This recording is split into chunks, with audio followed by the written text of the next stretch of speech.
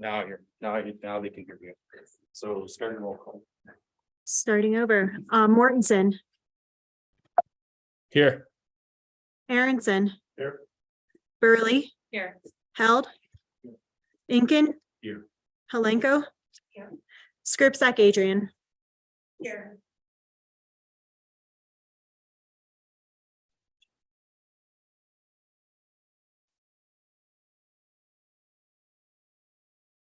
Right, thanks for the roll call. With that, we're going to go with agenda item number 1, our legislative policy statements.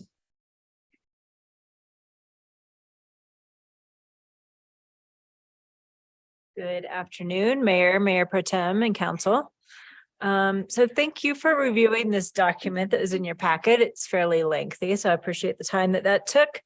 This document that we provided is a result of reviewing the legislative policies of organizations that we're aligned with, such as Colorado Municipal League, CC4CA, the I-70 Coalition, along with communities that we see ourselves potentially similarly aligned with, such as Aspen, Boulder, Centennial, Fort Collins, and some others.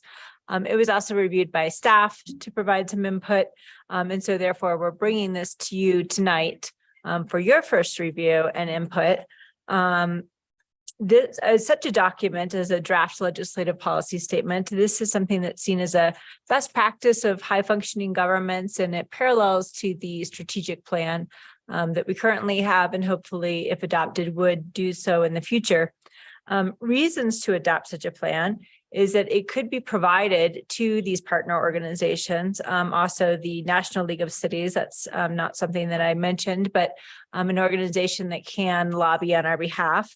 Also, Northwest COG is another organization that we participate. It could also be provided to local governments. Summit County is an example, if you were meeting with them, just to share our views and positions. Also, the legislative delegation, Julie McCluskey, Dylan Roberts, Jonah Goose, Michael Bennett, John Hickenlooper, along with their staff, in order to share our positions so they could have it in hand. We could either email it to them, or it's something that could be provided to them when we meet with them in person. And all of these parties can advocate on our behalf with, any sort of at the federal level or with the state level.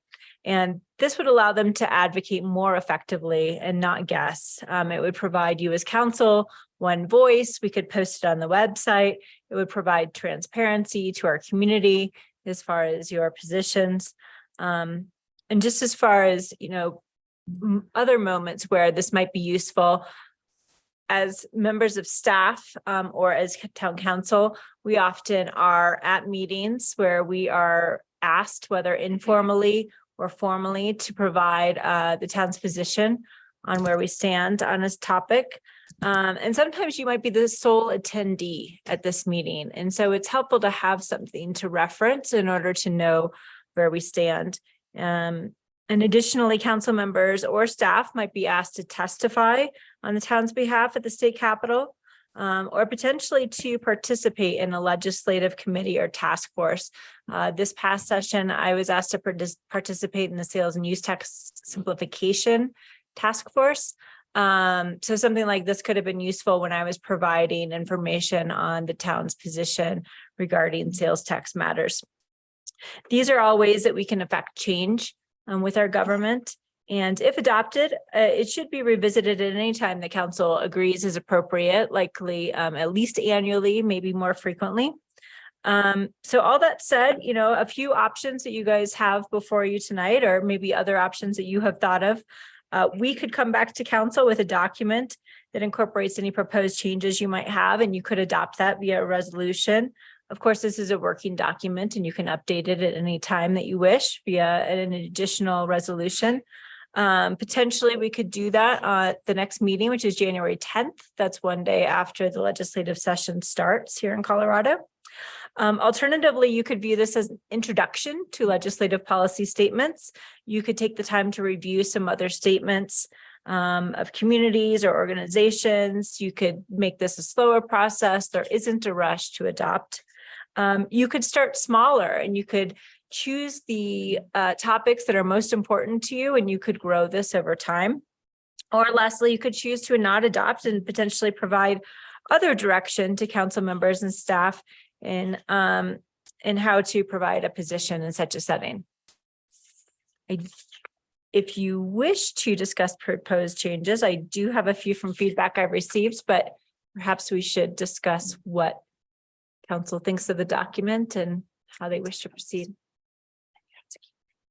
Great, thank you.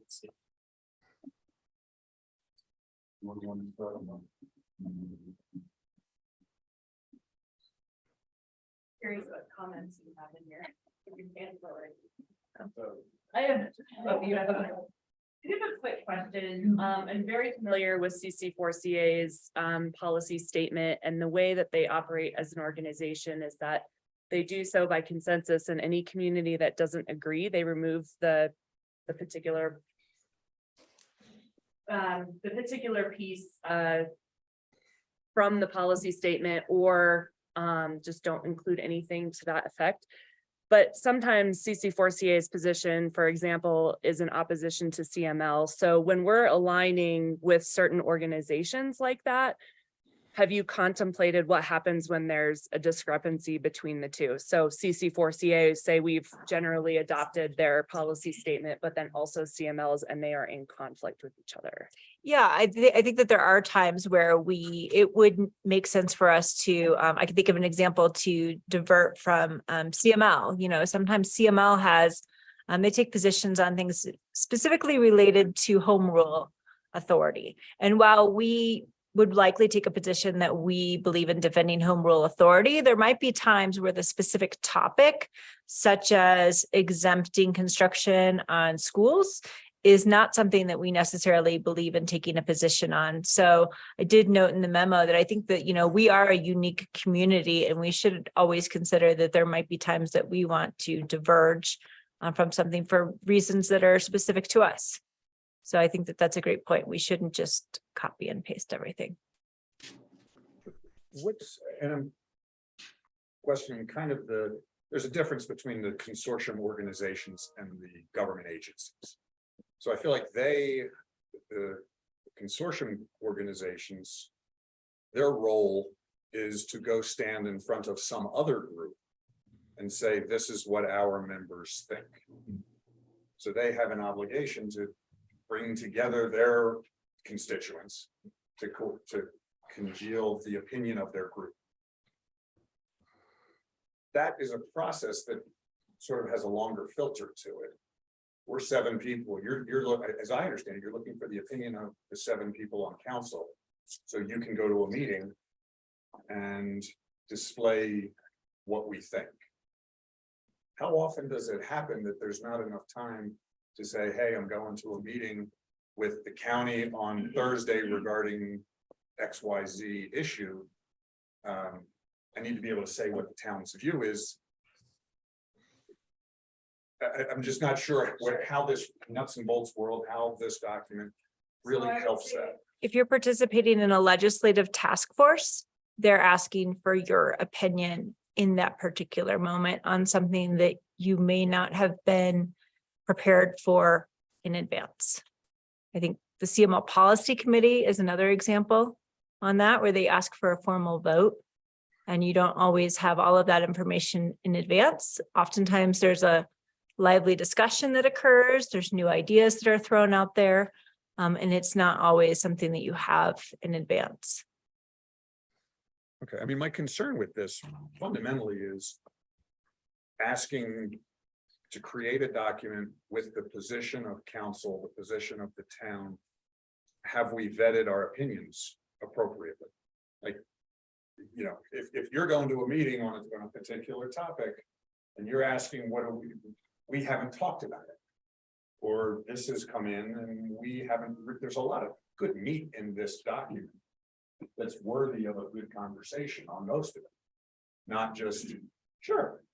And you can make it as broad or as specific as you all are comfortable doing. And you can also provide direction that if it's not included in here, then we would take a different route and say that we take no position and we come back to council. All of those procedures are up to you.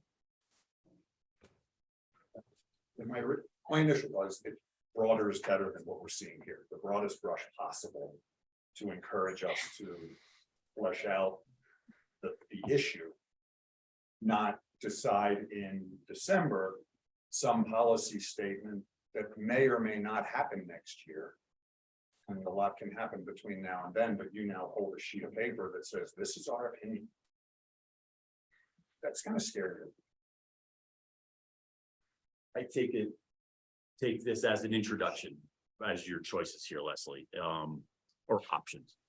And Andy, like, not only the organizations that we support are part of this document, right? It also comes back to, I was talking to Tom, the strategic plan, which we all know is better than where we were, but we have got some more work to do. So I think this is a great first step for this document. I think it has to include strategic plan, but in addition to that, a little bit more specific than where we are right now. And then in addition to the organizations that we're working, that we align with, that we, just because it came up, our CC4CA, just like,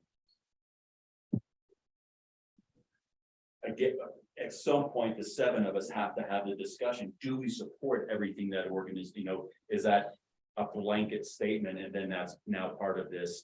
And that gives, whether it's one council member, one staff member, or the town manager, direction in any given moment. So I think it's the way when I was going through it,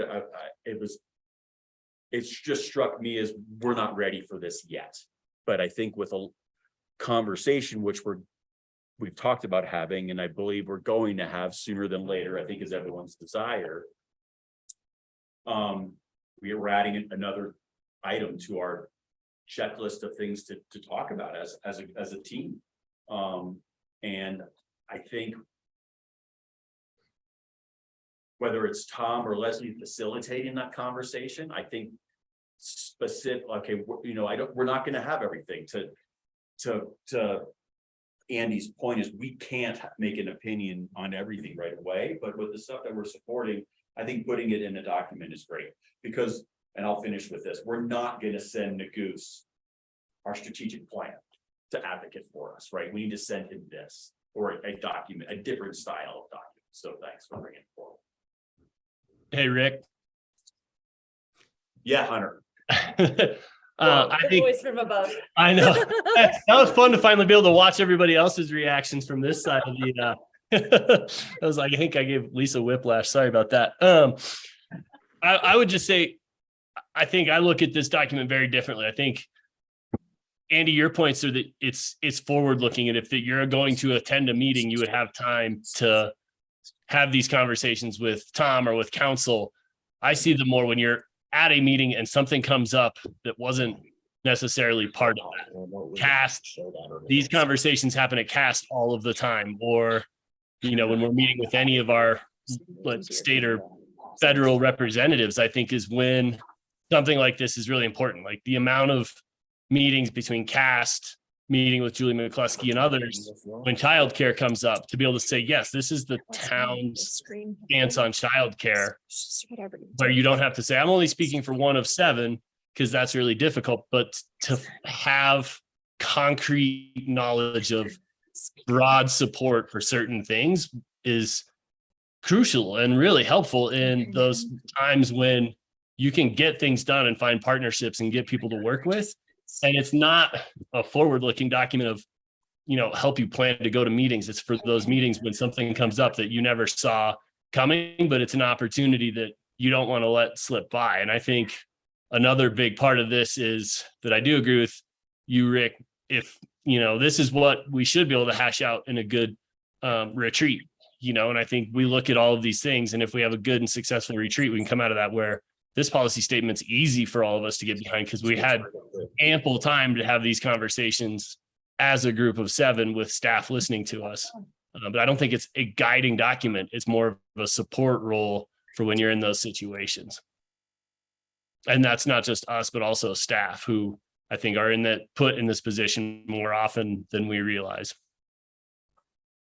I see these used very, very effectively in every high functioning organization has some sort of legislative policy statement like this, it's sort of the lowest common denominator for us. It's not all inclusive. We're not trying to throw everything at it and say very specific, here's everything that we want to do. It's sort of the lowest common denominator that we all agree on. And we can provide that to staff and to the people who are advocating on our behalf. You know, Hunter mentioned CAS, CC4CA, CML, Northwest Cog QQ is another example. Where during the legislature, it's only in session for 6 months, right? Not even 5 months. And the speed at which that happens, we can be left behind so quickly if we don't already have kind of our baseline position. And that's something as simple as, you know, we want to advocate for policies that help bring broadband to our community.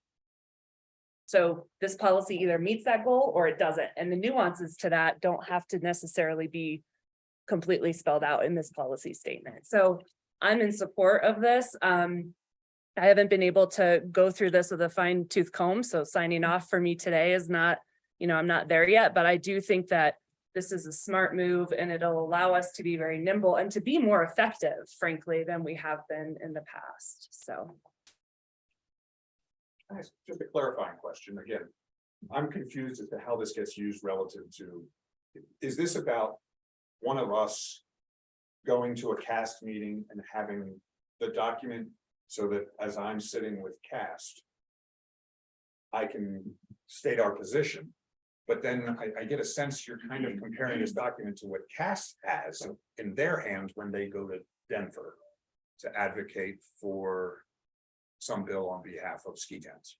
They do have their own policies that they have agreed upon and that they publish. And as Jesse pointed out, there might be times where we deviate. So Are we saying we need this because it's a good thing for us to have it because CAST has it? Or it's a good thing for us to have because we go to CAST meetings? it's a good thing for us to have because we go to CAST meetings. And in instances where we are different than CAST, then we can make that clear. And I don't have a problem with the document, I just, the broad brush, and I think it takes some deeper diving. You know, you have 20 topics here, probably 7 or 8 of which I really don't understand. So I'm not feeling comfortable releasing the responsible party out to the community to advocate for topics that I don't understand, or some are ones that I think are debatable. And that could be a reason to start small and grow later.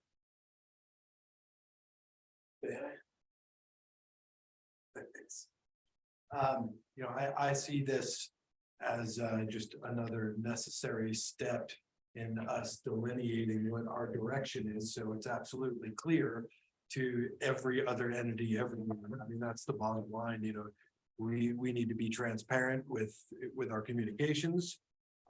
You know, a good example, Andy, is say we were left out of the original 1A funding with fire because we weren't there, because nobody knew that we wanted to be part of that. And this is a good way that, you know, we could just be carried along with it. And we could be in it. I agree, you know, that we don't have to get into the minutia by any means. And I think it's going to take a while in order to do so. You know, we're not there yet. And I agree, you know, 20 topics is probably too many. Personally, for us, I really think that at a CAST meeting, we should all know where we all stand on all of these topics, and we can speak from you know, ourselves personally, and we can speak from ourselves as a council. I don't see that as an issue, but it's kind of like standard operating procedure, you know, governmentally. And so, you know, if it helps staff or whoever else move the ball in our favor, then I'm all for it. And you know, so I think it's worth working on. And just like how we're gonna move to our next topic and actually have an actionable plan to work on, this is part of one of the steps that we need in order to get there. Thanks. It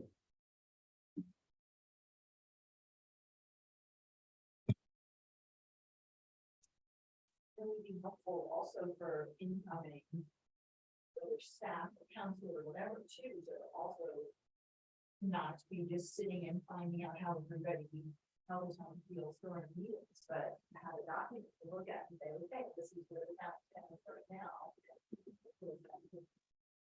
It's been a learning process.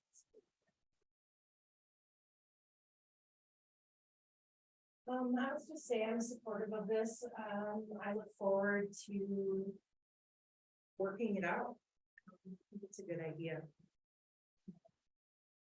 I mean, for all of the reasons that you guys have been talking about, I think it would be a great idea to highlight some of the main parts of who we are and what we're all about, and how we want our community to move forward and align it with other people that are working on the same goals. So. From us, Leslie, are you looking for like, I mean. One common theme is that it's got a lot in it, right? So. Would next steps be? To narrow it or to parse it down to 5 topics, 10 topics, something like that, that we can really figure out? Or is that too? What are you guys' thoughts on that? I mean, as far as direction goes, that's what I'm. If I understand, I appreciate that it has more than. It's awesome. You guys have done the hard work and come up with this, it's easier to take those away than just to sit and think, oh, what should we have? Or do we leave it as is and see how far we can get into it during a future discussion? If you have suggestions today.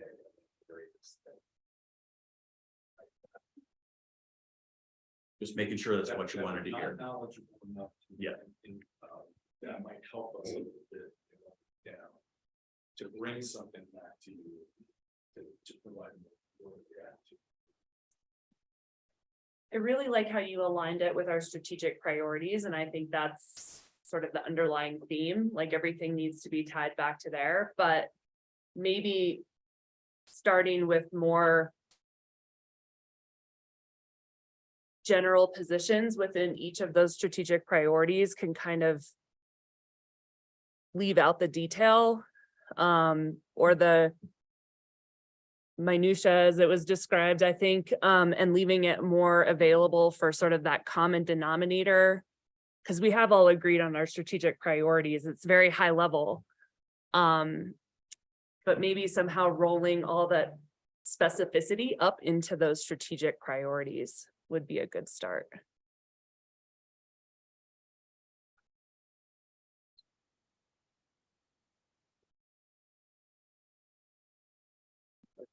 Anything out of this list? I know, it's all there. It's so great. I went through the same exercise a few weeks ago. With Leslie, I said, okay, we're gonna cut this down to 5 pages, and I started to look at it, and I said, oh, that's really hard to do. Because the topics are important, right? But I think we could take a stab at it. The question, and this gets to the burden of your time as well. Would perhaps a couple of you want to work on that with us? So that we bring something back that follows kind of the general direction. I think you've answered the threshold question. Should we have it? I was just gonna say, yes. So it sounds like that's a yes. Now we have to get into, there's kind of 2 different areas. There's the policy statements themselves and what they say, and how that reflects what the council thinks. And then how do we use it? Because that's an important piece of it too, that we make sure we have right. Because there might be divergence of opinions on how to use it. So I think we need to look at both of those areas. I agree. I think there's, one of the things I would propose is, I like the idea of some of us want to work on it, and I'm happy to, or happy to not. But I think this should be a consensus document, not a vote document, meaning if we have disagreement within us, then that's probably not appropriate to send somebody to a different meeting with this broad brush of a thing. You know, if we vote on something and we have disagreement, that's the way our system works. But in a document like this, the things that are in here are the things that we all agree on. If any of us disagree, it's out. And the other point of order on this one, it should have a very clear deadline. This document is valid until such date. So that it doesn't linger around and we never get back to it. In 5 years from now, somebody pulls this document out and goes to a meeting, does something very counter to the interests of council at that time. At the very least, it would be the turnover of the council. Yeah, that's 2 years. Some deadline that's clear to everybody that on this date, this document's no longer valid. I would think that we want to review it after the legislative session. Change it's spark the policy statement or something that's all.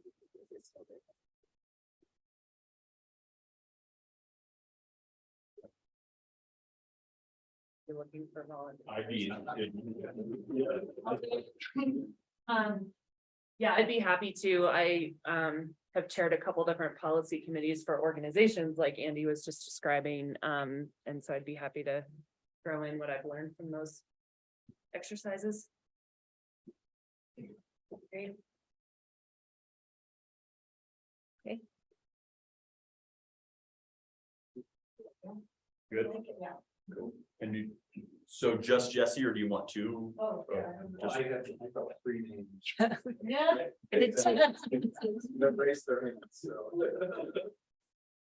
So just rotate it through, right? Because, okay, great. Because this would be a great exercise. Yeah. I had Jesse, Rick, and Lisa. That's what Oh, okay, good. but I think Rick just said Yeah. Wait. Who did I I miss? want to read it. Oh, we're not counting, right? Okay. You know what, this leads to a question I'd like to start. Star, you're the one standing there going, but after a workshop item, I would love a summary because we don't take minutes from whoever's presenting to say, this is, you've asked for our direction. Clarify what direction you're taking away from here. And then we'll all be very clear of where we're headed. That is a great idea. Thank you. So I heard you say that we were going to form a subcommittee of council to include Jesse, Rick, and Lisa. We're going to work on paring this down and what are the most important priorities. And then potentially we could bring it back to make sure that we have consensus amongst everybody. And if there's items that have disagreement, we can remove those and make it more broad.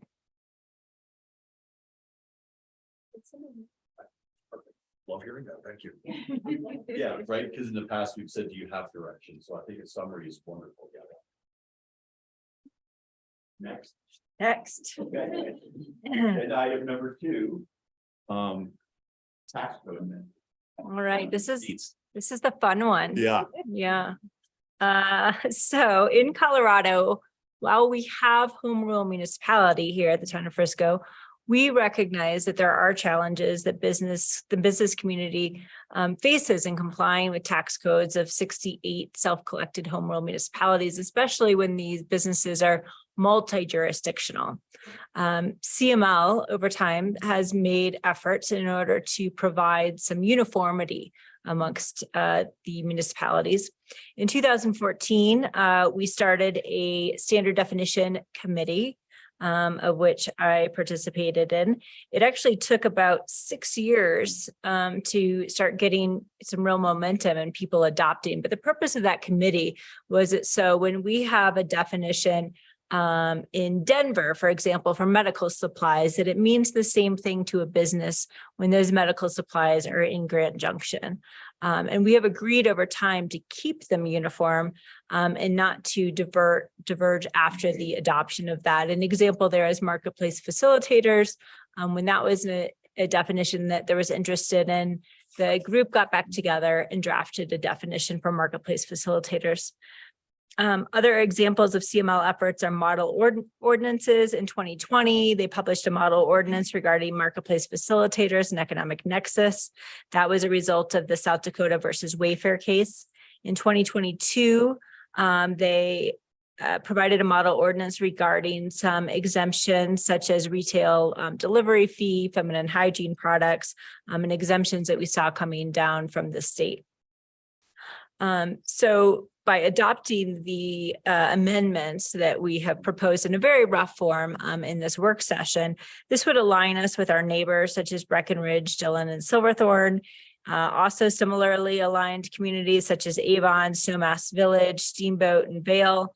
There's a total of 43 communities, municipalities, and some others that adopt the state language, such as Dillon, that have adopted these, the model ordinance specifically related to the Wayfair case. In proposing changes, in most instances, these changes, we're not proposing to change the amount of tax collected. We're either receiving this tax, if we're clarifying that it's taxable, or not receiving the tax, if we're clarifying that it's exempt. So this language simply clarifies our code as it certainly currently exists.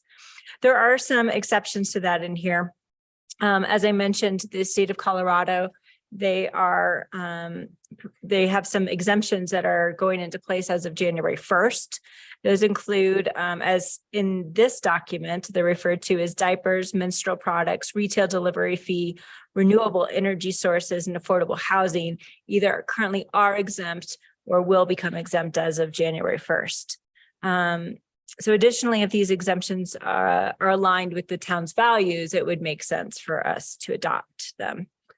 So in the document, you'll see different sections of either adding or updating definitions. In the case of sales tax, the definitions that are proposed are from the standard definitions. They are just instances where somehow we didn't get aligned with those standard definitions. In the other sections, the lodging tax and the short-term rental section, that language is from either Denver, Breckenridge, and Aurora that we look to for other changes in the code.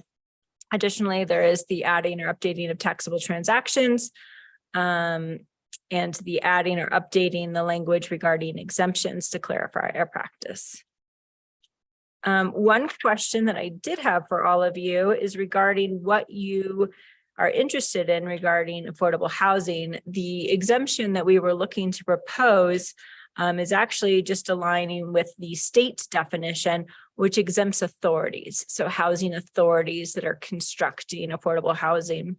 We weren't proposing exempting private developer units.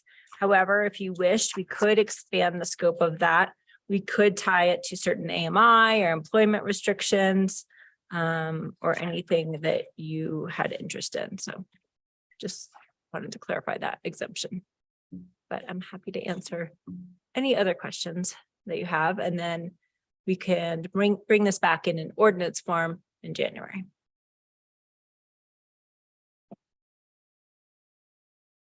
And with all some of the just for clarity's sake, Leslie, with some of the legislation that's going on, the likelihood of us seeing this come up within, say, the next 6 months to a year is likely. Is that fair to say?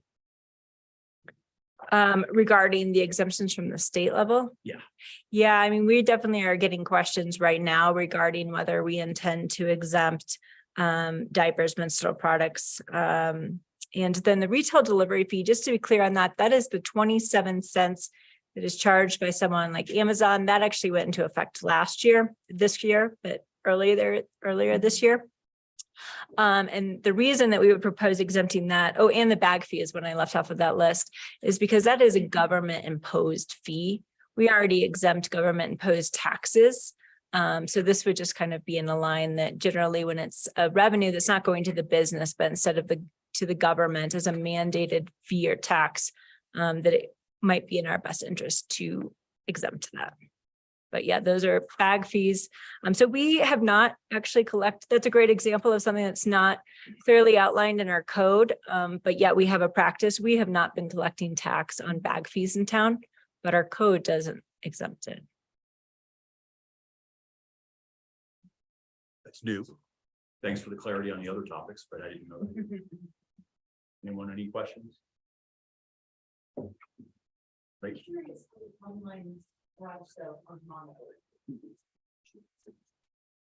So, we I'm sorry. So they're exempt, but what if a business were to go on one man strike? That's how. Right. I mean, so, we do have Soleil Drumright. She is our revenue specialist. And she, does certainly have the ability when things are reported to us or when we, discover things. Sometimes, staff is a great resource as well for turning things in. We certainly have the ability to do that. The exemption for the online garage sales really is specific to platforms like One Man's Junk or Facebook Marketplace, and it specifies that these must be items that were used in the seller's household. So I think that would give us a leg to stand on to say that you can't just sell things from your business and call it an online garage sale. That would just be your own. Right. Yeah. Yeah, and we do see that, for example, on Craigslist. You see things on Craigslist that are sold from an individual. That would be like an online garage sale, but you also see things that are sold on Craigslist that are very much related to a business. And I think it is generally fairly easy to distinguish that this is a business, especially when they have multiples of a specific item. Yeah, so we wouldn't be exempting those transactions.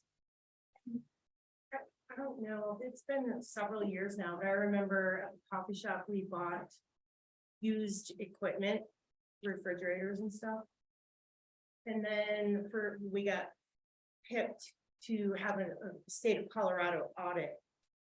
And we had to basically provide them with all kinds of stuff, but it wasn't a big deal, but I learned that we were supposed to have paid like a state sales tax on when we bought that. Yep. Yeah, because it's still a taxable transaction. I mean, if you go to, say, the Thrift and Treasure, even though you're buying used items, that's still a retail taxable transaction. It doesn't matter whether it's been purchased before. Good. Great, thank you. Very welcome. And again, our summary is you're going to come back with Yes, I am so sorry. My summary is that I'm going to, we have shared this in ordinance form, well, actually sort of red line form with Thad. He potentially could provide us with some additional feedback, and then we will be prepared to provide it to you in that ordinance in the January meeting Thanks. for first reading. Great. Moving on to agenda item number 3, the Frisco 5-year Arts and Culture Strategic Plan. And Vanessa. Wonderful. I'm ready for us.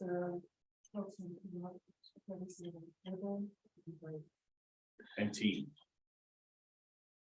Yay, team.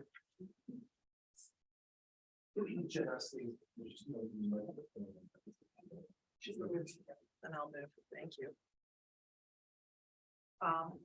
Mayor, somewhere out there, council, during the November 9th, 2021, council meeting, council directed staff to move forward with a strategic arts and culture plan. And while that does seem like a long time ago, planning processes do take some time. And the RFP was actually released at the beginning of February in 2022. 10 submissions were received, and there were interview and a selection process, which was assisted by then Councilmember Sherburne and Councilmember Held, as well as Rose Gorell and me. We did the interview process and evaluation process, and then presented a contract to council for review on May 24th, 2022. And they hit the ground running, this team, which I'm going to introduce to you, and started in May, started the planning process for an arts and culture strategic plan. There was a lot of outreach, which they'll be talking about.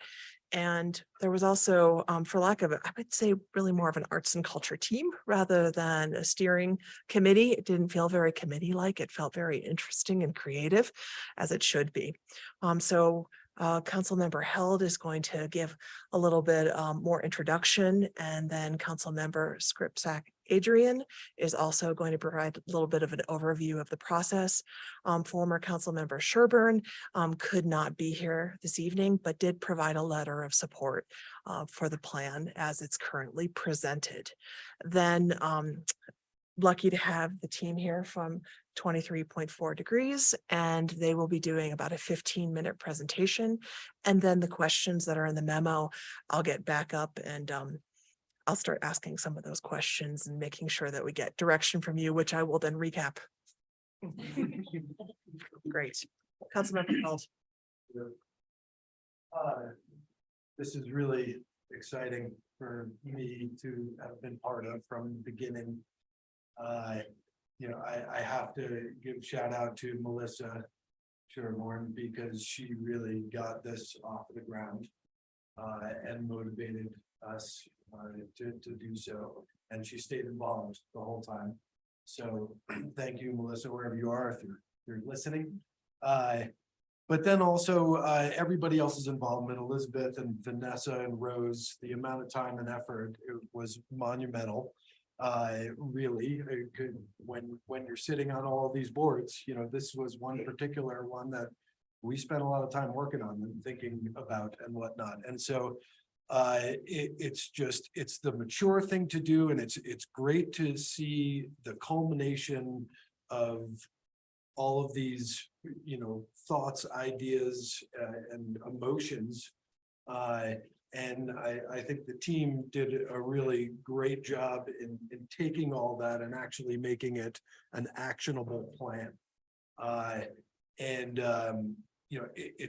It's great to have this sort of document, and I think we need to have this document as it pertains to everything on the list under under the legislative direction. But with that, we shouldn't get stuck on any individual piece. These are things that were brought out from the community and from us individually and from artists, Megan and other people, Mark Addison and everybody else involved. And it really, I think it captures the feel of Frisco and what we envision this town and this community to be. And it's really going to help strengthen our future economic direction because, again, it's a more mature way of going about art and recognizing it as such. So thanks for letting us do this. Thanks for letting us bring it to you. And Elizabeth, take it away.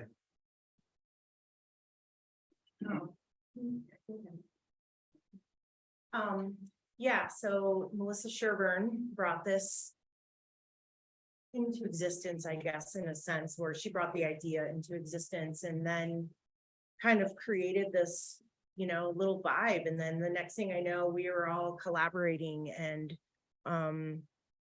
it was such a cool experience to be a part of that and be a part of the community. I feel like this strategic plan, if I could, sum it up as it's custom made. It's custom made for our community, and it just feels right.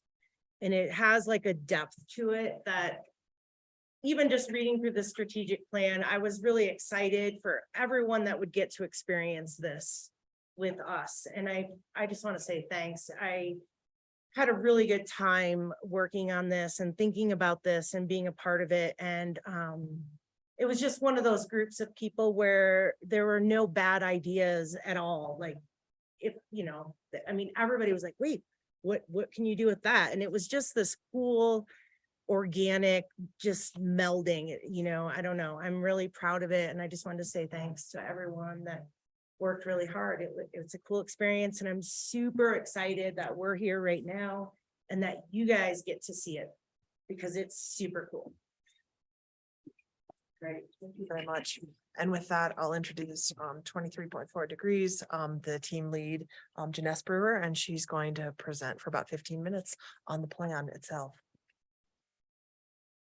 Thank you. Good afternoon, Council. Thank you for that great introduction, and we're really delighted to be here. Let me just introduce my team members. There's 3 of us in the room, and then there's one on Zoom who's located in Denver. But we are largely a local team. So I'm Janess Harriet Hoffman, who also works at the middle school and is an artist. And then Ben Brown, also at the middle school, and also with a background in finance and budgets and all things numbers. So with that. And then Mike Hughes. Mike, I don't know if we can see you, but Mike Hughes is my co-conspirator as well. And he is located in Denver with a background in arts and culture and planning. I think this might be where it is. Yeah. Let's see. Got it. All right. Terrific. So you all had this in your packets and hopefully had a chance to look through it. We're going to give you a really high level overview. So at the very highest level, I think we think of a plan as needing to do 3 things. So one is to chart the course with the end in mind. So always thinking about what is the end and how and in what way does it reflect your community values and reflect all of your leadership. So that's number 1. Number 2 is a really good plan lets you say yes to things and no to things. And we are always sort of doing the check on that.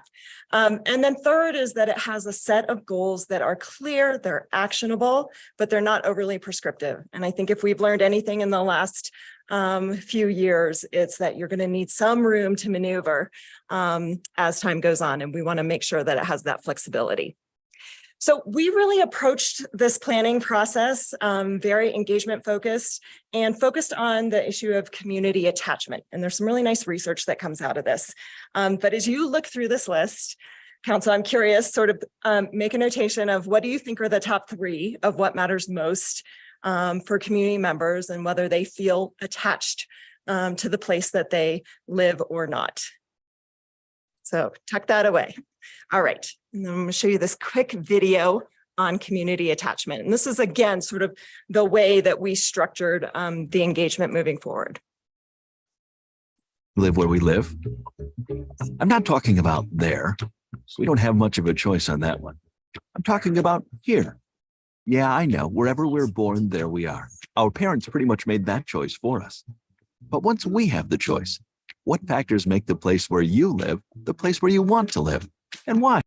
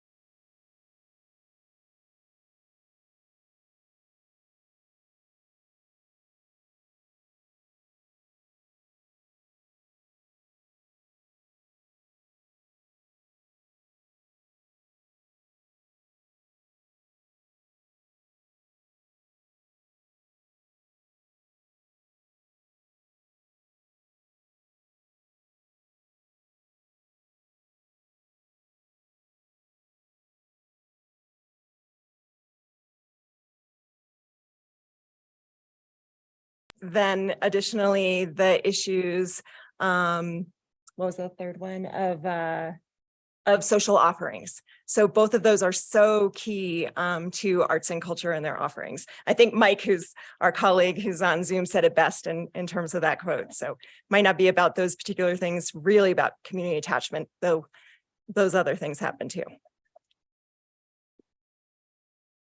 So very briefly, how did we get here?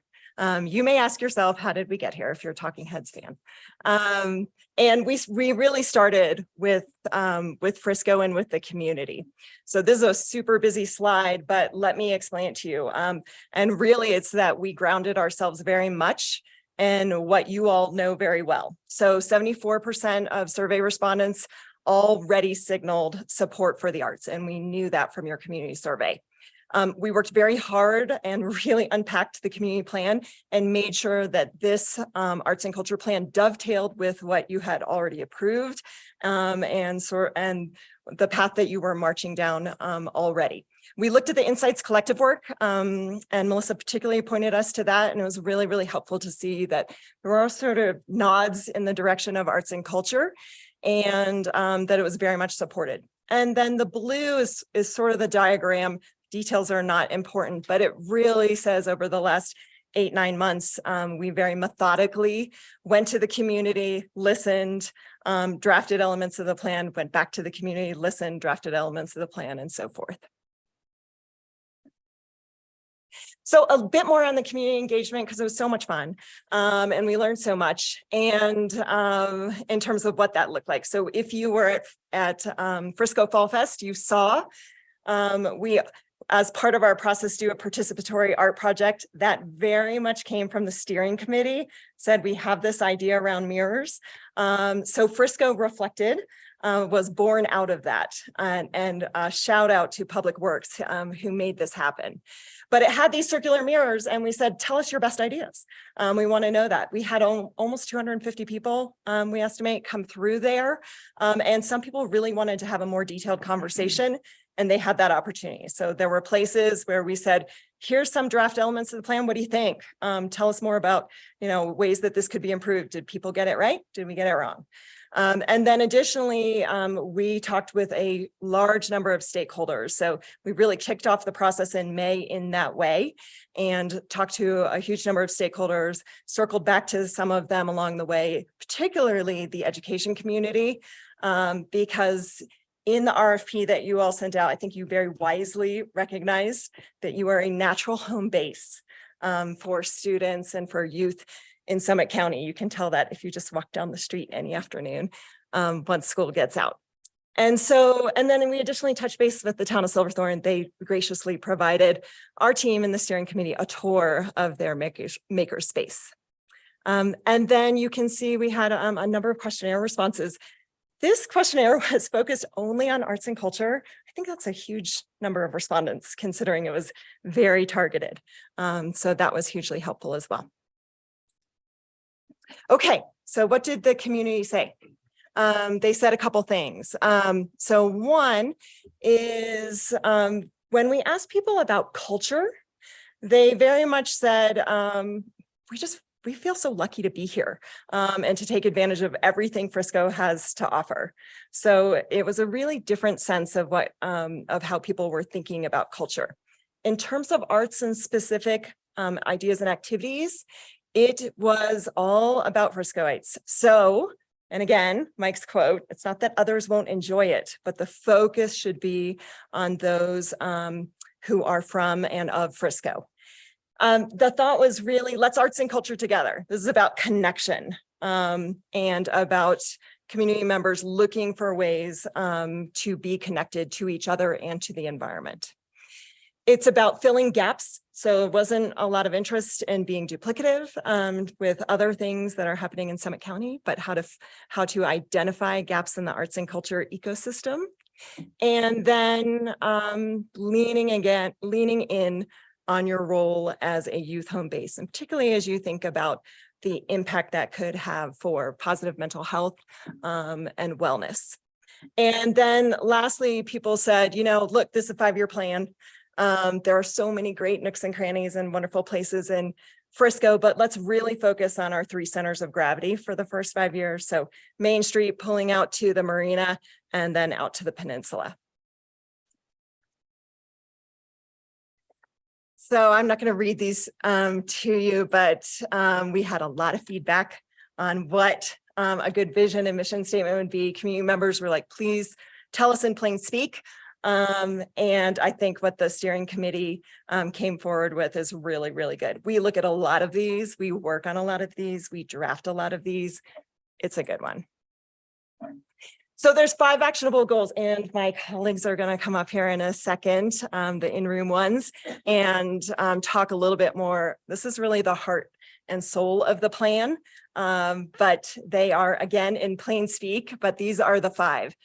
Which seems really appropriate for an inaugural plan. I'll say, by the way, one of the conversations we had during Frisco Reflects, someone said, oh, what I really like is, functional art, ones that maybe reflect, local businesses and are kind of neat in those ways.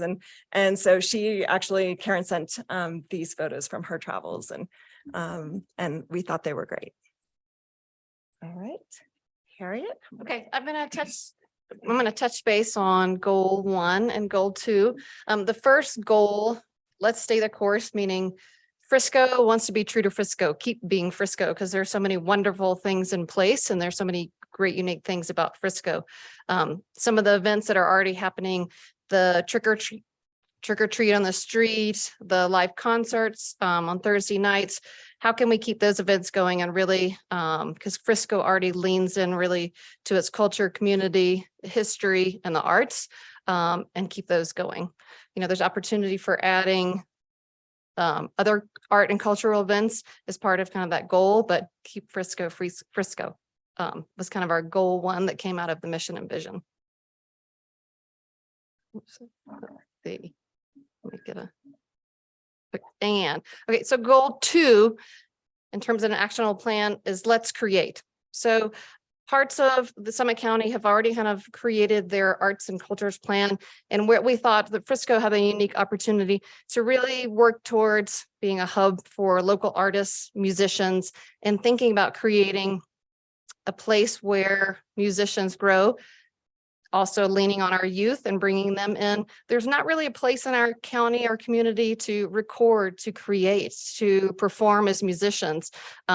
We have those Thursday nights art and the music in the park, but as these youth move around our county and they're so interested in being in Frisco after school, from the high school, the middle school, Snowy Peaks, how can we bring them deeper into creating music here using some of our building and those opportunities in our town of Frisco. So we wanted to watch a little clip about what some of the youth say and how valuable that process would be for them. So we'll watch this, but do you want to start it? Let's see. Microphones, editing, vocal mixing, experimentation, engineering, storytelling, Field recording, gating, audio editing, Logic Pro, EQ, podcast, music, and sounds, compression, interviewing. How would you describe your experience with the podcasting internship? So this experience has been an absolute joy for me. In a way, being able to create here has really solidified what I want to do in terms of working in audio. So things like editing, mixing, and mastering was the main scope of the work that we did, and being able to make progress towards becoming a better engineer. What was your favorite part about the podcasting internship? I would say building a community. That's not something I usually really do. I feel like I've gotten closer with a lot of you guys. Yeah, I really enjoyed that. Just like, learning new things, but with the community. My time with Youth on Record at the podcasting internship has been so much fun. Not only did I learn to explore and create my own audio stories, but I got to learn all the technical skills needed to record and edit my own content outside of the program. I learned vocal mixing and audio editing, but most of all, I learned how to craft a story. Being under the direction of the internship, it really sparked my creative inspiration and pushed me to make the best content I can. I also learned some interviewing skills too. I also learned how like the way that you move your body, or the way that like your body like just moves around, can really dictate how your voice sounds. So yeah, just more recording techniques. The Youth on Record podcast internship is amazing, and gives me a space to work on projects I want to while learning about writing, mixing, and mastering podcasts. It was amazing working with my peers and getting input on my pieces while feeling supported the whole time by my peers and the instructors. Overall, it was super sick because it didn't add stress to my semester, and I had a true creative outlet that made me not just learn for a test and a grade. I've learned so much from my peers, particularly about audio production. I think something else that has been so great for me, though, is being introduced to this like amazing community of people. Everyone is so kind. The internship, I feel, is such an amazing growth opportunity. I feel like I personally grew in my appreciation for podcasts and audio in general. What did you enjoy about the podcasting internship as an instructor? One of the things that I've really enjoyed about this internship is the chance to collaborate on. So that was from Youth on Record, which is in Denver, a recording studio for all these youth to gather and a place to have their voice, provide, mental health, provide just a safe place for them to create. And so we think Frisco has that unique opportunity for youth to engage them, bring them here, and then further, instill a sense of community here in that realm. So that's where some of the thoughts we had for this part of Let's Create. Art lab, bring your own art. There's so many opportunities here for that. So that would be our second goal.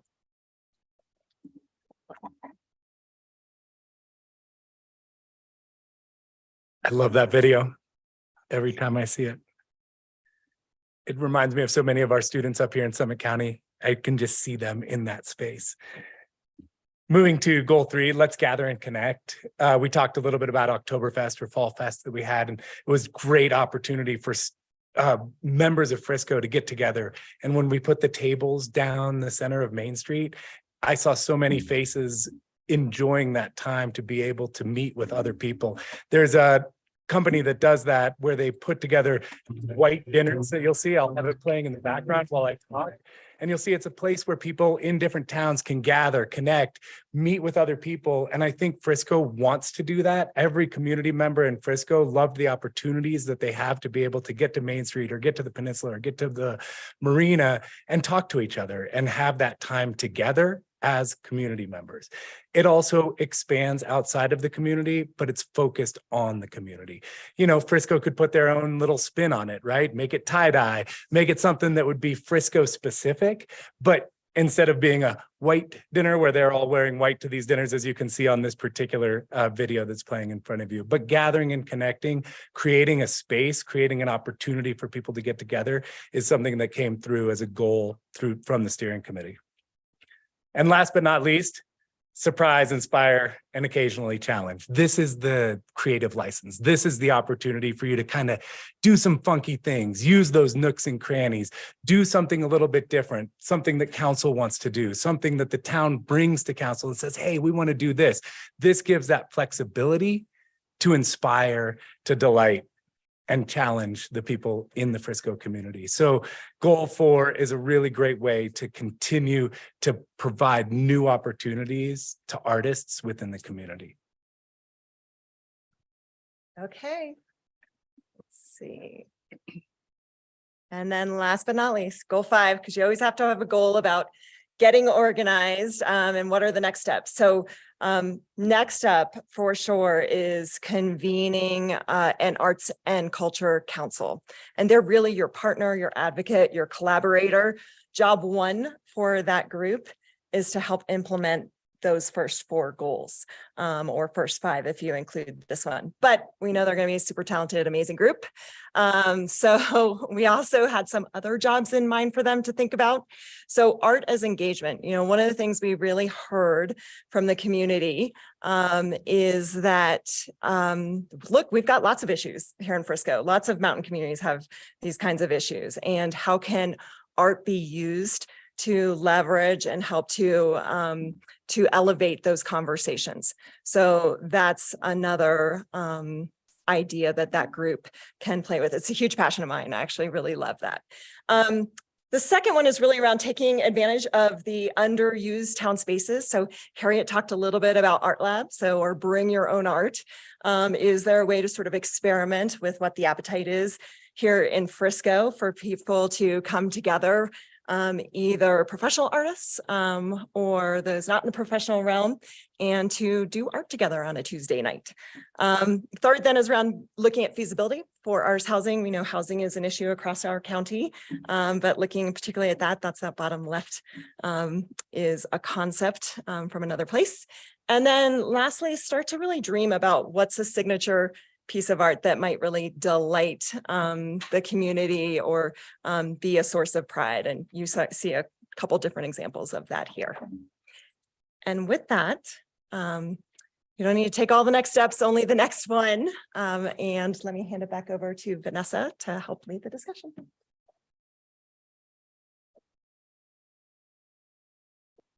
Great. So the plan obviously does a lot more to illustrate specific steps. And that was included in the packet. And for anyone in the audience, we encourage you to take a look at that. Superintendent Byrd is also here this evening and was part of this process, as well as board president for the school, Kate Hudnut, because we really did feel like it was incredibly important for the schools to hear from them whether this was a feasible idea. We had a real aha moment when we were in Silverthorne.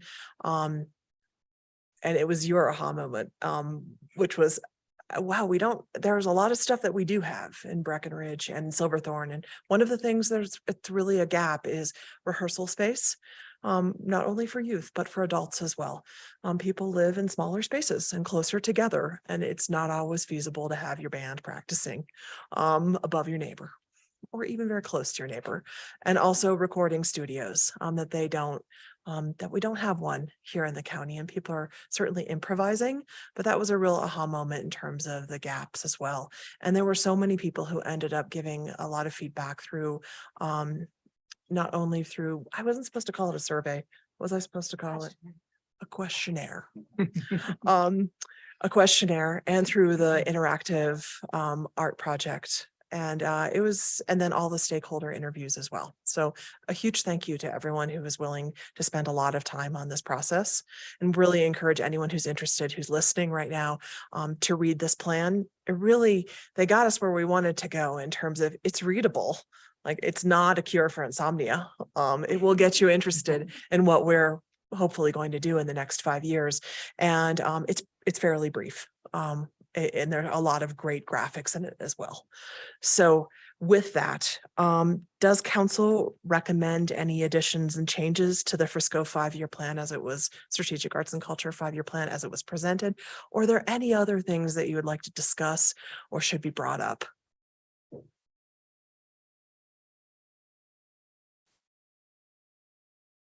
Mayor Mortensen may have something to say.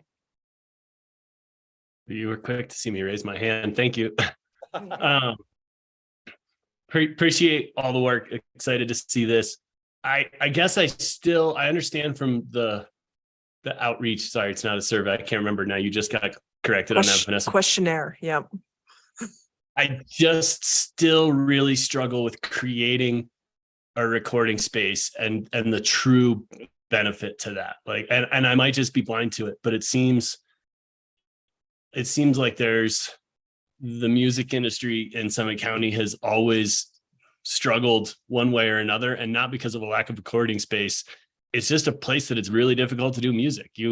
We've heard it from trying to book bands again for concerts on Main, that performing at this altitude is not enjoyable and doesn't work. And we struggle to bring people back. And I just wonder, is this the best use of our arts funding to build a dedicated space to something that seems like there's other options? And I might be completely wrong. And that's where I will default to the community members and the committee, but I struggle with this one. I could hear for years former council member Van Gundy and his band practicing in their garage, and the community thought it was great and we could hear it. So I do know there's a lack of space and that it does carry in a small town, but that was one that really stuck out to me. Is I never saw that need. I've never heard for that need. And then along with that, just in the plan, I get nervous calling out individually owned businesses as part of a long-term strategic plan. And I'd rather see that a little more open, particularly in reference to the music, where we do have so many great music venues throughout town and throughout the county.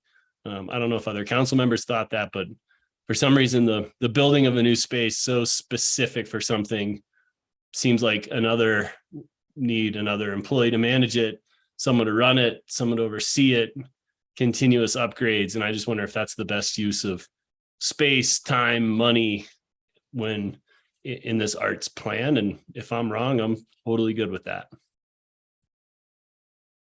I would just, before you hop in, Andy, just because when I read the packet, I was like, a recording studio? In one of the spaces, like repurposing the space was great. So I'm kind of dovetailing off of what Hunter was saying is, I was really surprised to see that. And I've said this to this group is right. We have a venue in town. It doesn't meet this need, but I really wanted to see that venue become an iconic music hall for the state of Colorado, like destination.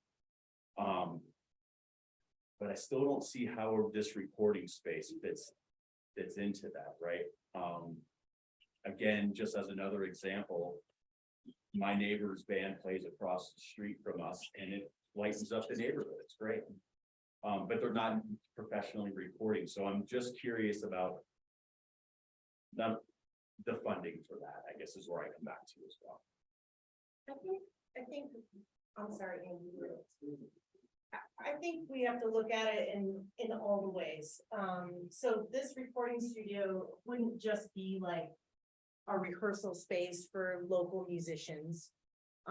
It again, like I think it would be opened up to more programs for youth, and it'd be like a new sort of art amenity to our community, where instead of going to Brett Create for an after-school program, maybe you're coming to Frisco and you're learning a new art form, for lack of a better word. Sure. Maybe that is the right word.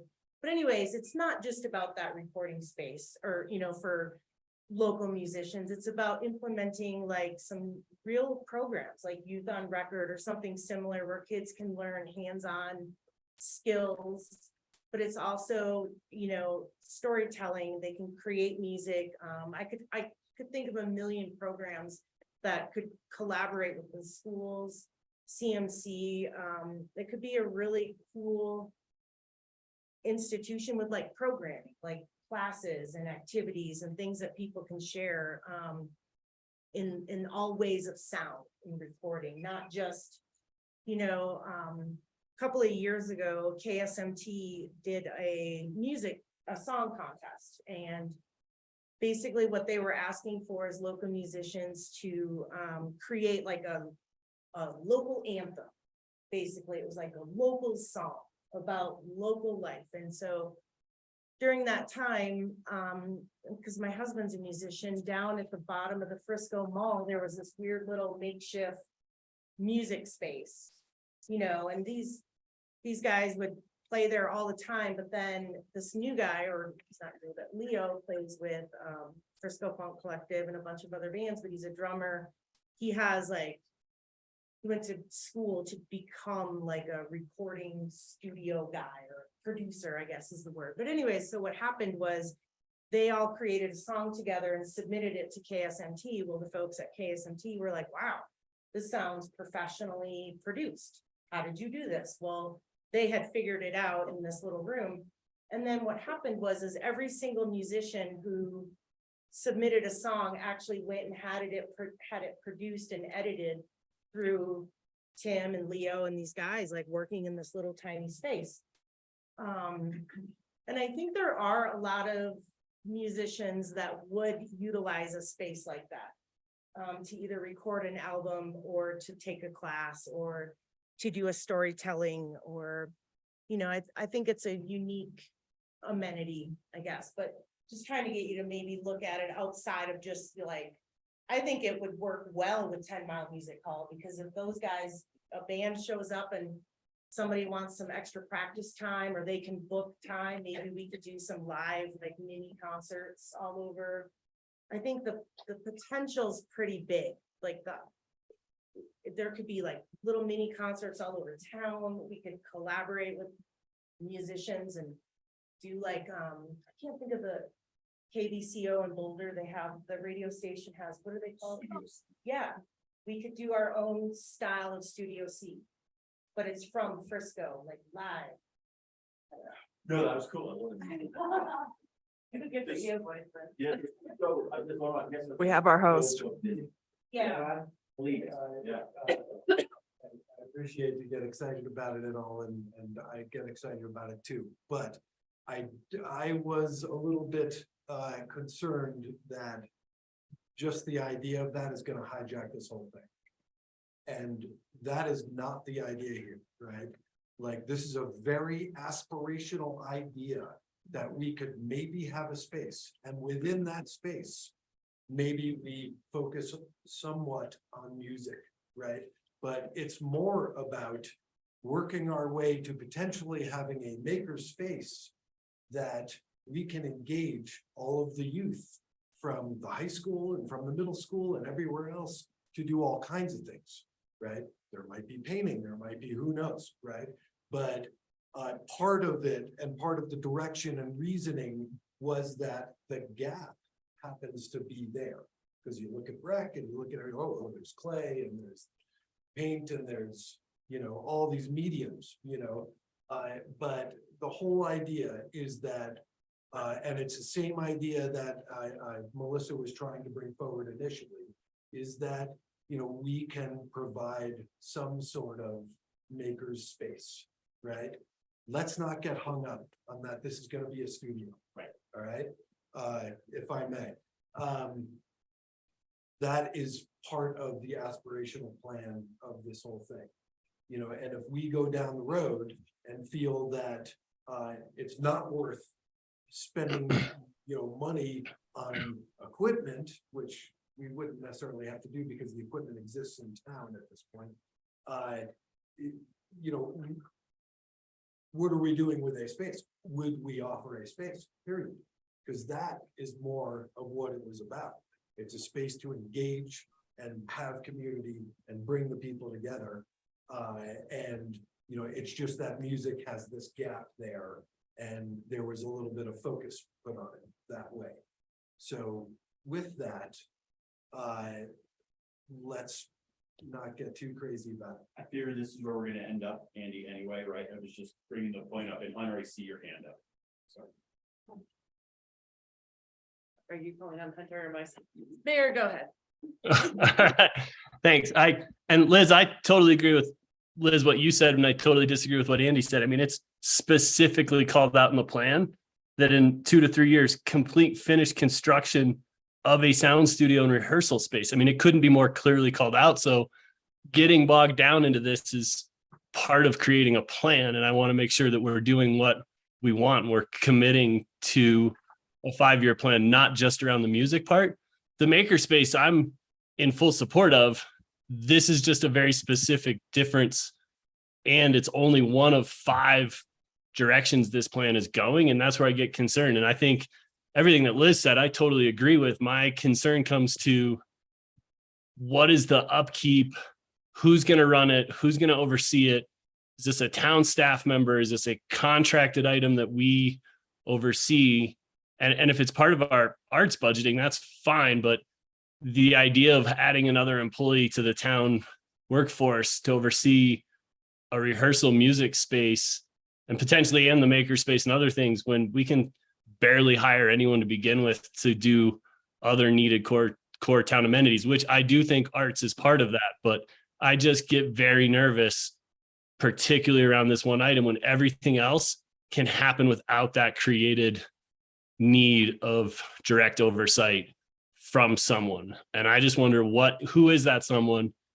The other 4 topics in this, I am totally excited about. This one makes me really nervous about what we're getting into and the ramifications of that. But I will leave it at that. And thanks, Jesse. Go for it.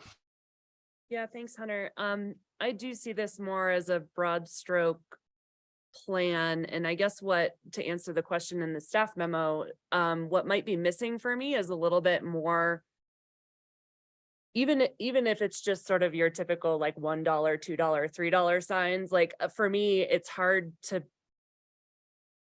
I don't have a good idea about what any of this is going to cost. And so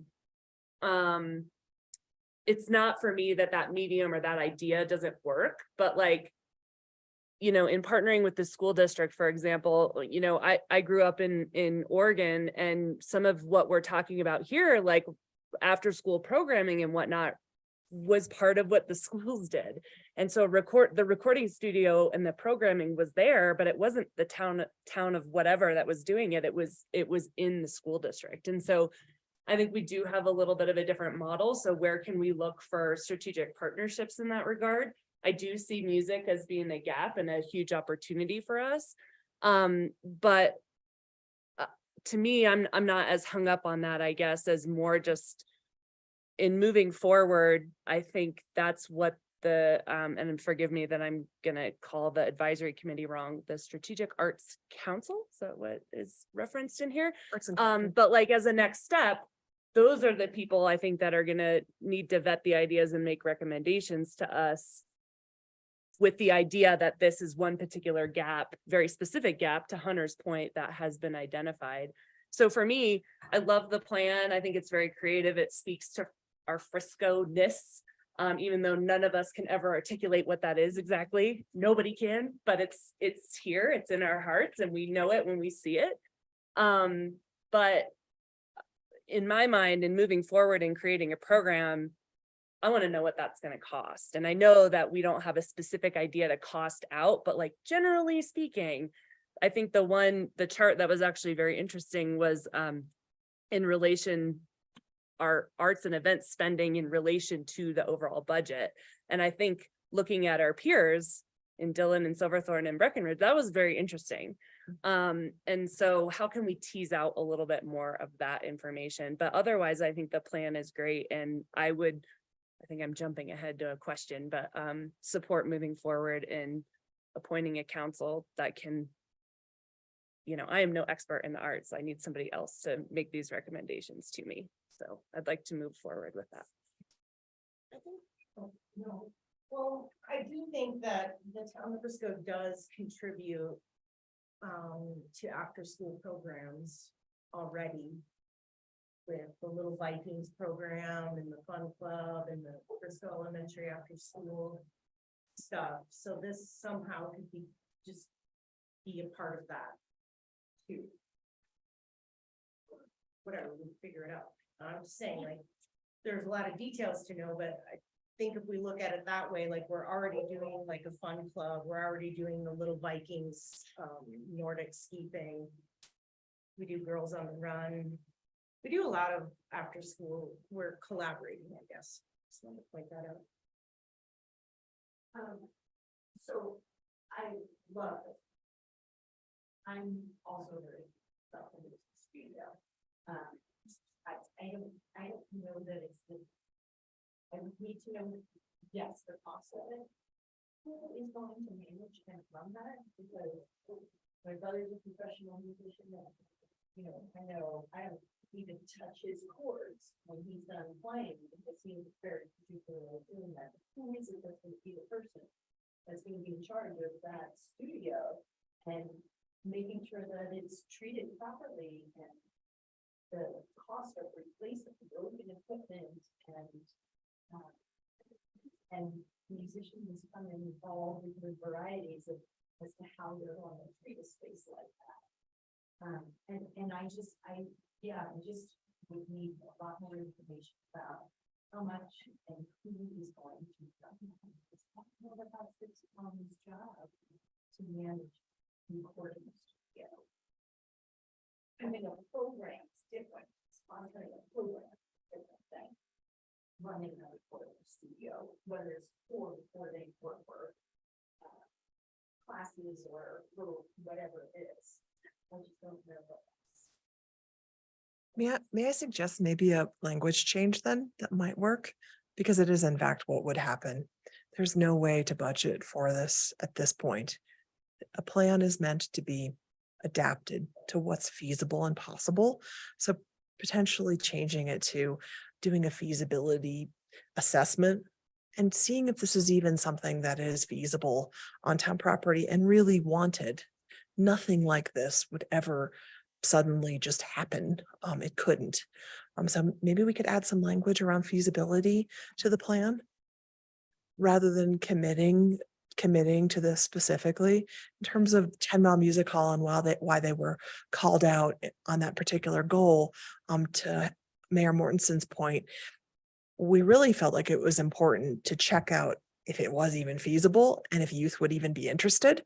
And kind of the natural place to do that is a place that has lighting and sound equipment.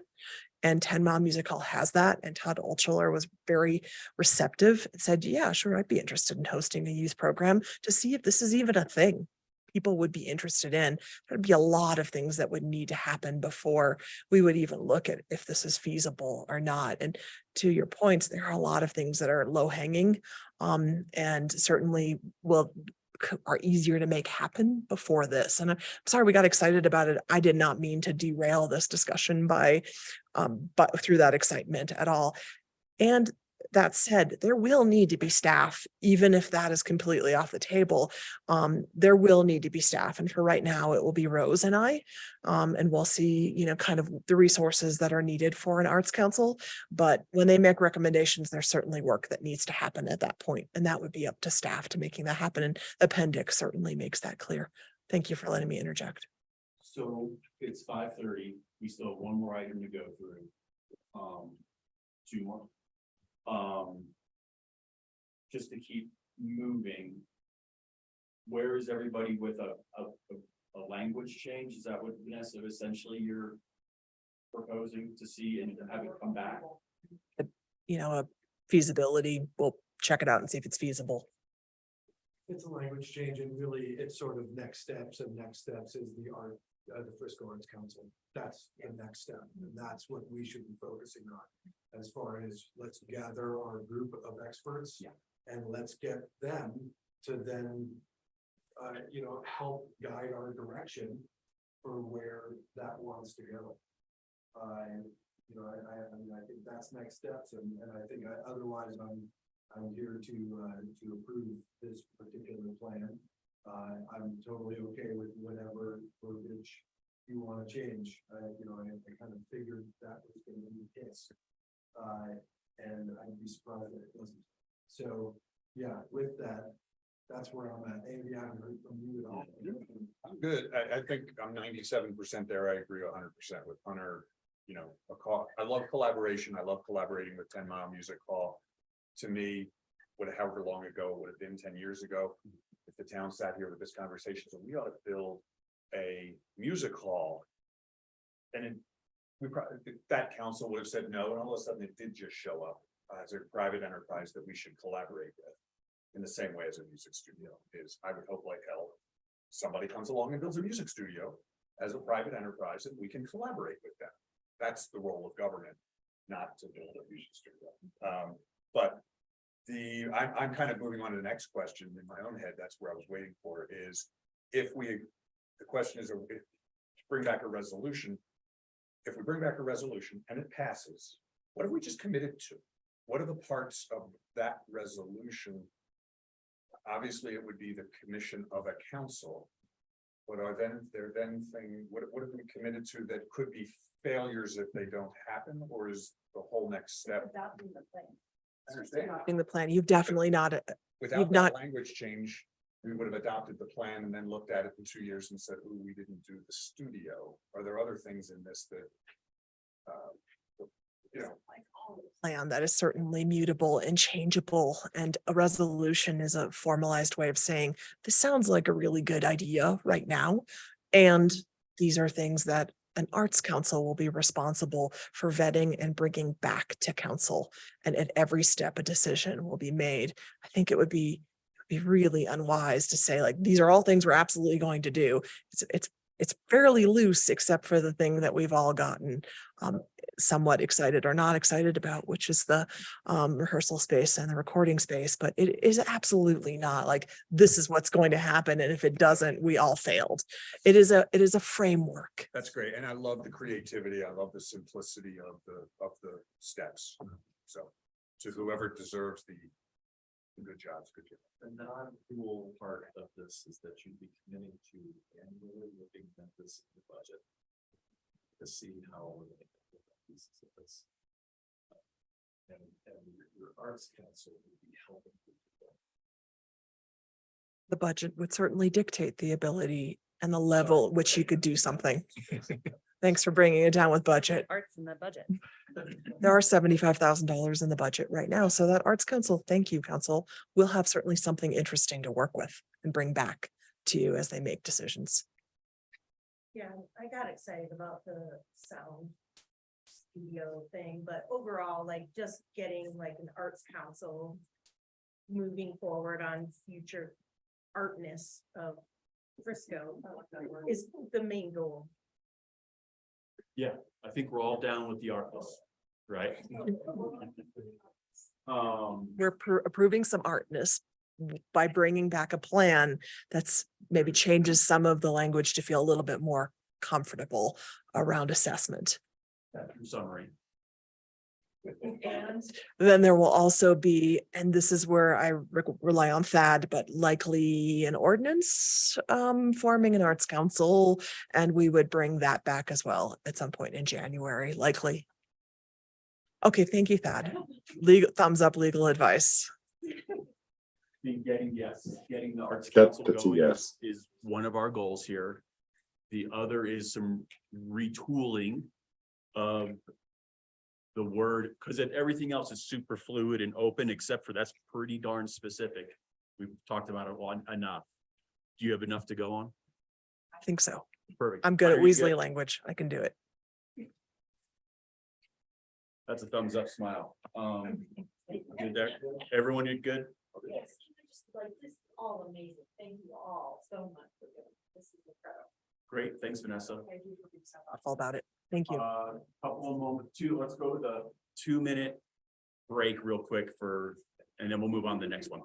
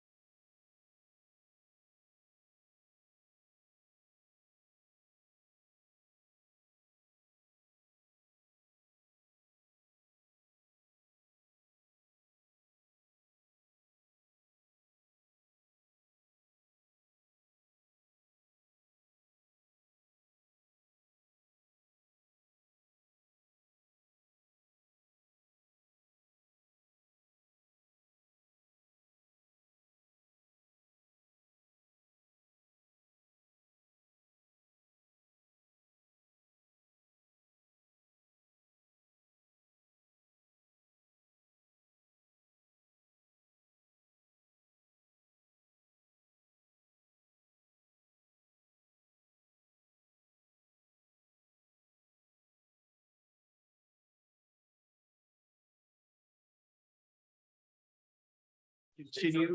Yes, as soon as Veronica says we're good, we're good. We're good. Hunter, we're back.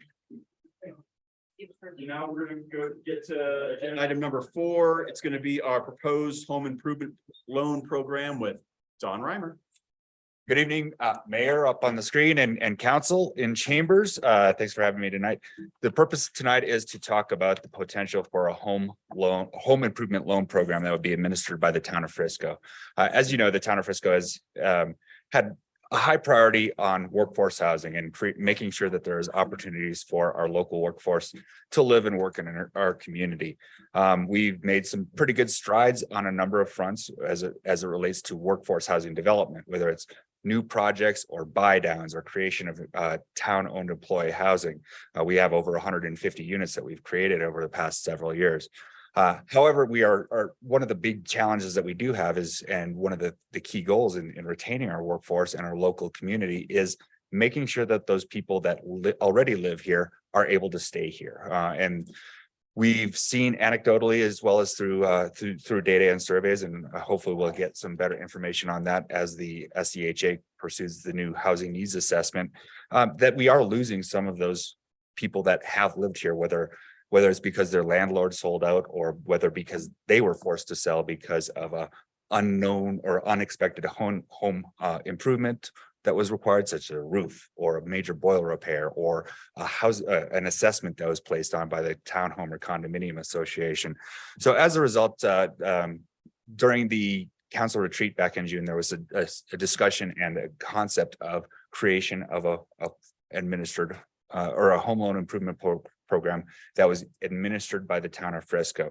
We don't currently have one. Nobody in the community does have one. So we've looked at a couple of different programs, both locally as well as in other communities, as to how this could potentially work. And an example is the down payment assistance program that the town of Frisco currently administers for town of Frisco employees. There's a number of set criteria. It's in the staff report that goes through it. And since we'll take this as an opportunity to catch up a little bit on our time on the work session and not go through all those criteria, but the idea would be to come up with a program that has a set of criteria that we could utilize general fund to administer and offer loans to the community for a very specific set purpose, and that would be to allow for home improvements for needed repairs, so those people could stay in those properties. This would not be for, oh, I would like granite countertops. No, that's not the purpose of this program. It's not for a hot tub. It's not for a new deck. It is for a major, significant, unplanned, unanticipated repair.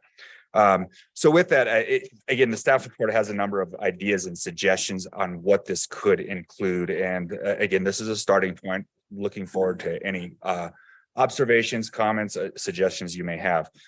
Number one, the applicant would have to be a full-time resident of the town of Frisco. It's not for somebody that owns multiple properties in Denver and this is a second home. Now, this would not necessarily be for second homeowners. This is for residents of Frisco. The applicant would have to show that they could not otherwise qualify for a conventional loan. So this would be, if you have opportunity to get a second mortgage, get the second mortgage. This is people for a last case or a worst case scenario for you where you could not otherwise qualify. Again, the proceeds are for needed home repairs, roofs, electrical, plumbing, mechanical systems, things that are necessary and are generally big ticket items that are not anticipated. Not used for aesthetic improvements such as kitchen remodels, decks, patios, driveway resurfacing, things like that. There should be an interest accrued. Staff is suggesting a 3% rate. And then if there is a default situation, then that rate would automatically go to prime plus 3%. And then also if the property was, or if the property owner ceased to be a full-time resident, then it would have to be, the loan would have to be repaid in full within 1 year or go to that default rate. So those are just some of the basic criteria on here. I do have a couple of questions that the council for council's questions or consideration and discussion if we do decide to move forward. One is, should there be a repayment schedule where there are continual payments made, or could all these payments be deferred till that time of refinance or sale? Second question could be, could an applicant own property elsewhere? currently the down payment assistance program administered by the town, as well as the one administered by the SCHA, do not allow home ownership elsewhere. So that could be a question. And then finally, could the property hold a short-term rental license? Sometimes there are situations where local residents may rent out an extra room, or may rent out the residents while they're on vacation, or supplement and supplement their incomes. Would it be an opportunity for folks participating in this program to have a short-term rental license? So just a few things to kick around. And any questions you'd have for me, I did discuss this a bit with Councilmember Aronson, as this was an initial concept that he had brought up at that June strategic planning session of the council.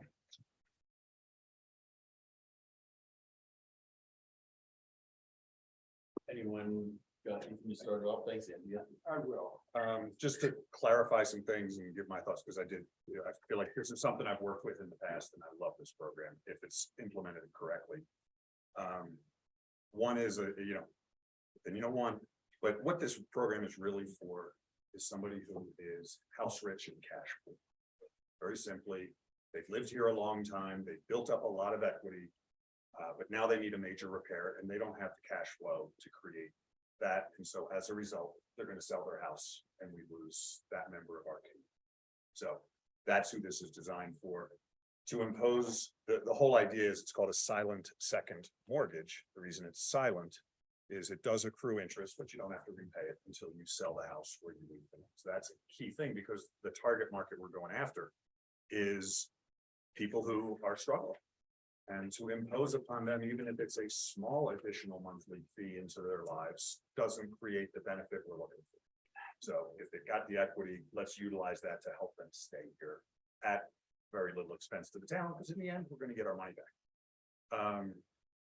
Don, I'm just going to go through Don's question, but own property elsewhere, there will be an asset evaluation to get the loan. If somebody has a house somewhere else, but they're still not making any money at that, I'm not sure why that needs to be a criteria. And I thought we felt, and Don and I have talked about this, but when we did the STR cap, we all loved the idea of somebody utilizing their home for some additional revenue. Again, by design, this program is for those that are struggling to stay in our community. If they are truly residents, they're truly working here, but they have an extra room and they can pick up a few extra bucks, I hope we encourage that. So this is a great program to allow people to stay here.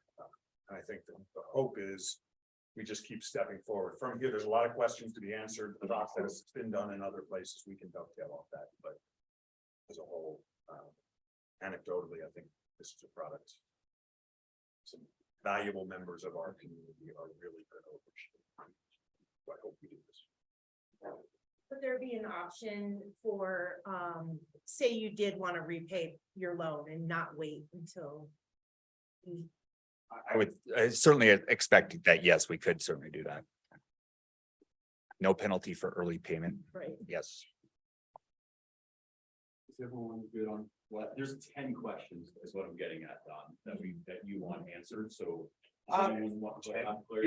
those were just sample criteria. And again, I think the first question is council interested in staff continuing to pursue and set up this sort of loan program? And then the three specific questions were really about the property ownership elsewhere, the STR licensing, and whether or not there should be a repayment schedule associated with it. The rest of them, I think, if you have any comments or thoughts on some of those other general criteria, the idea would be, if you are interested in setting up this program, we'd further develop that and bring that back to you.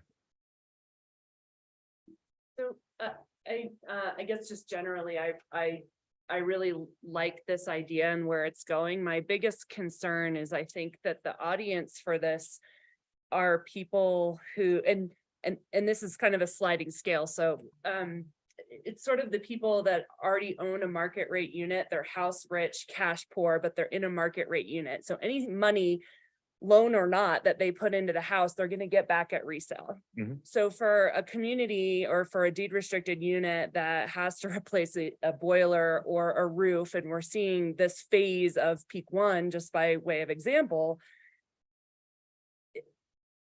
they might have a little bit of equity in the house, but they can't realize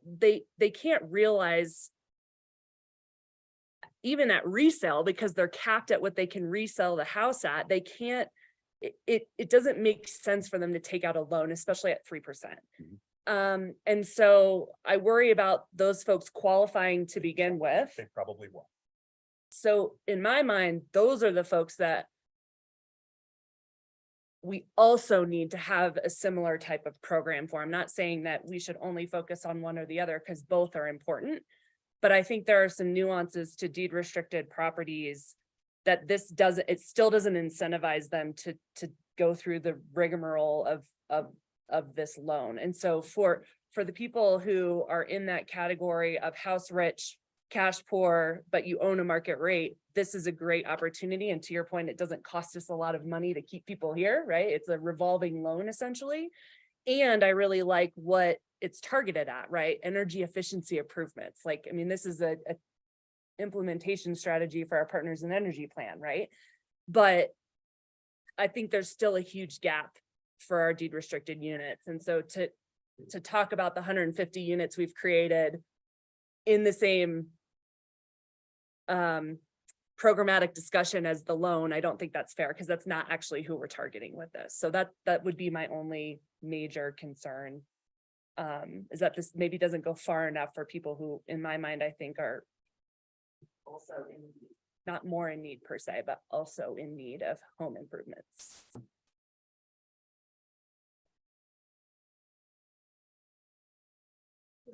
This is not necessarily the time for this is down the road, but this is my issue with all of the programs that we have. I don't think enough people know about. I think that we need to get every homeowner to know all of the programs that we have available. We need every business in town to know what is available so that they can keep this paper in hand with the prospective employee and say, this is where you can find help. Because if you keep developing programs that nobody knows about, they're not going to be successful. And well, they're, you can go to the website, but people don't know what they don't know. No, very good point. Yes.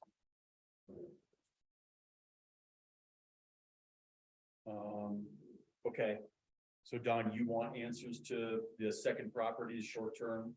I lost answers. Rental. And the repayment off. Yes. Correct? Yep. So we're gonna go one at a time if everyone's good with that. And I'll just tally them up. So, and Hunter, I'll remember to look at the screen for a thumbs up.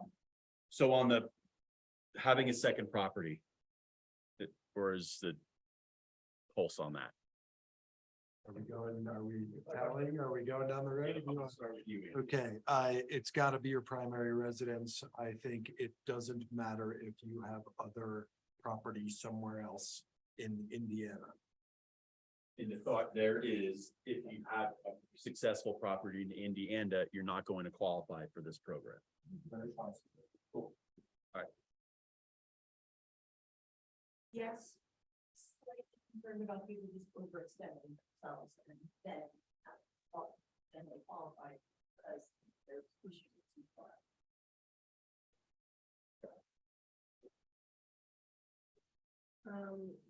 I'm okay with it. Good. Andy's good. Mr. Mayor? Yeah, I'm good. It's always one of those struggles, right? Like but I think in the terms of this one, I think it's a different, yeah, I'm good with it. Okay. Sounds like consensus at least. Yeah. And then a short-term rental license, is this gonna be like a work live? Not, yeah, work, not work live. Primary residence. So owner occupied, I think. Owner occupied, you could theoretically, or as it was drafted, you could rent out the whole house during vacation periods or whatever else, but it still has to be your primary residence, full-time residence. Andy? Primary residence, I'm in favor of whatever you do to stay in your house. As a primary residence. Also life safety for your STR, right? Like there is that piece to it as Oh, yeah. well. But yes, I agree with what you said. Well, Andy, Mr. Mayor? Good. Great.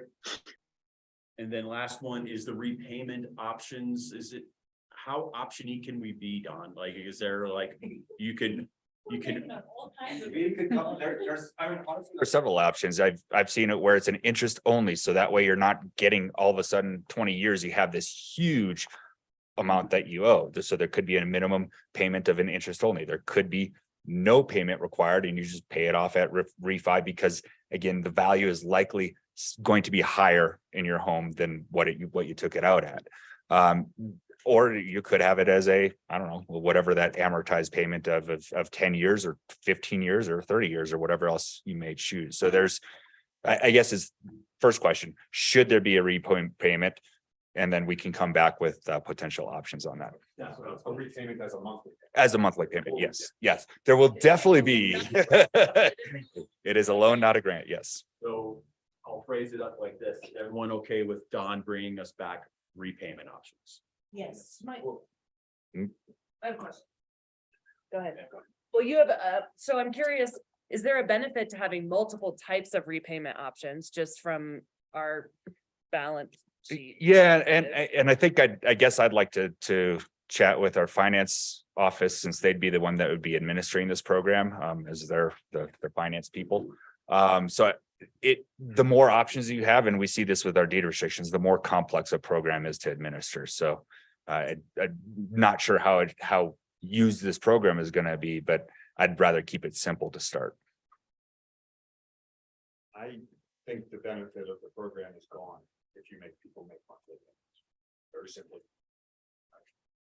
That's the whole purpose of this, is people who don't have monthly cash flow. So I don't see the need to, I don't see the need to come back with options because I don't think it's a good program. It's anything other than a silent second mortgage program. With no prepayment penalties, so they can pay more. Right, and so if that were the case, and then the 10 years was up, and all of a sudden you'd have to owe your 25 grand or whatever, to your roof, and then like what, you're taking out a loan at that point for it, because you're not selling the house, and maybe you haven't refinanced, it's like, then that should be for the life of your mortgage, right? Would be the idea, wouldn't it? I'm sorry. Oh, The like a need- maximum of one loan per property? Is that kind of where you're getting at? So if you get a loan now, 15 years from now, you still own the house. Are you eligible for another loan if you haven't paid the first one off? Is that the question? No, in here it says, it's within 10 years, the loan is due in 10 years or upon sale or transfer of the home. And so like 10 years, all of a sudden, well, now I owe, that shouldn't be in there. Okay, so no repayment schedule. Okay. So the options would be upon sale or refinance, or whenever you have enough cash to give it to us. If you choose to. Yeah. There's no prepayment penalty. Right. Mr. Mayor?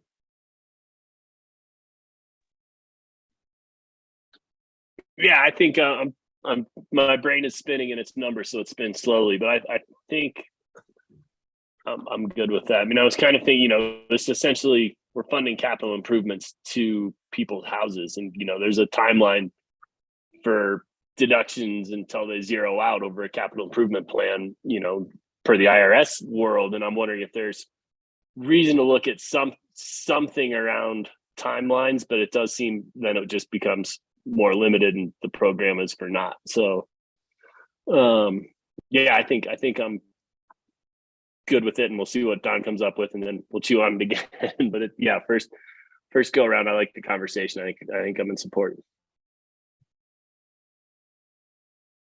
Everyone else? You good, Don? I think I have a good direction, yeah. So. Yes to everything.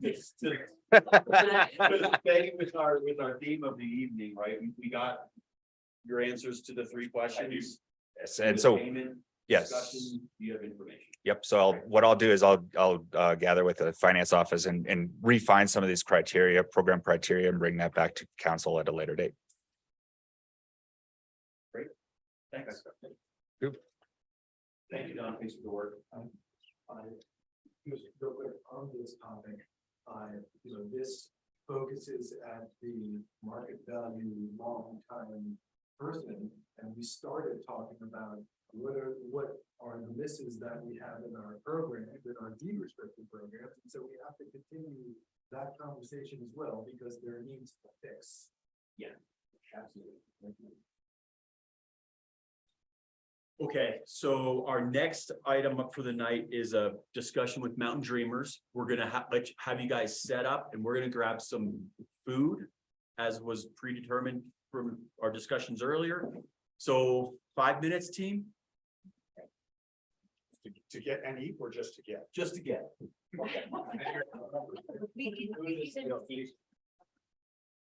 I'm sorry, what?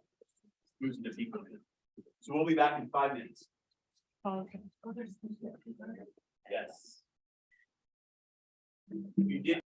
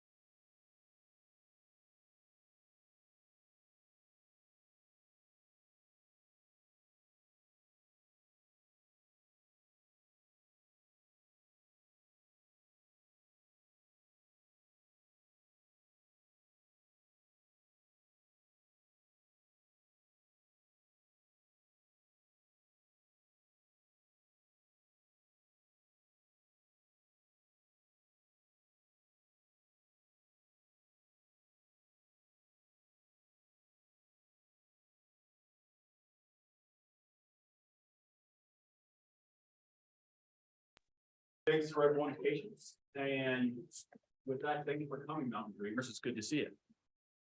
Thank you for having us. Really appreciate it. Just to say hi to each other real quick, if that Sure. works. I'm just gonna start over here. I'm Andy Aronson, obviously town council. Jesse Burley, nice to see you all. We're gonna get eight.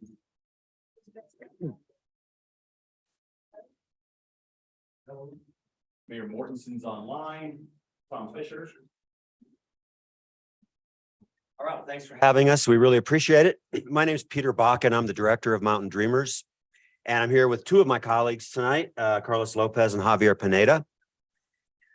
We are a Summit County-based nonprofit. We're a 501c3, a charitable and educational nonprofit. We are based here in Frisco. I live here in Frisco, and so does Carlos and his family. And I think Javier grew up here. And our office is in Frisco. And we're very, very happy to be here. I love living here. It's a great community, and we're happy that we can be so centrally located and have our office here in town. We're even having a party this Friday night at the SOS building that our Immigrant Community Committee is putting on. What we'd like to do is just tell you just a super brief review of what Mountain Dreamers is. And then Tom asked us to talk about some issues that affect the immigrant community. We advocate for and support the immigrant community in Summit County.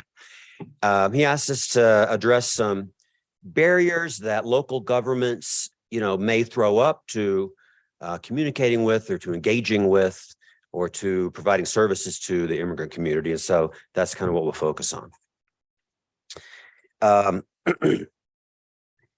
We've been around for a few years. Since 2018, we started as volunteers. We had our first meeting at the Coffee Roasters, and we became a full-time nonprofit in April of 2019. We took our name from the Dreamers. These are the young people, immigrants who came to the country as kids with their parents without legal entry. And they're known nationally as Dreamers. Many of them have the DACA protection, which is a temporary protection against deportation, and it provides a work authorization. Since we started, we have focused on providing some basic immigration legal services. Initially, it was around DACA, so helping local young people pay to apply for DACA, pay the filing fees to the government, legal fees to lawyers. And that program is teetering on the edge of death, as it has been for a long time. But currently, people that have DACA can still renew. And so we help people to renew those work authorizations and those protections. And that's the main way that we've used money that we've received grants from local government, including the town of Frisco. And it's the main way we'll use the grant that we're receiving from you all for 2023. Helping immigrants maintain or gain work authorization, help them keep their families together, help prevent deportation and family separation. We are also an advocacy group. We did form so that there was a group in Summit County that could speak up on issues that are tough to talk about, could stand up for all immigrants in the community, including those who are non-citizens and undocumented. And so we unashamedly stand up and support that population. I wanted to just give you a quick update in case you're wondering about the state of play of, particularly around DACA in the country right now. There's not much to report, actually. It's not really going anywhere. It's probably going to be killed in the Supreme Court in the summer if nothing happens before then in the U.S. Congress. That would be a terrible blow for a lot of Summit County residents, their families, employers, if that program really were killed and those people lost their work authorizations and their protections.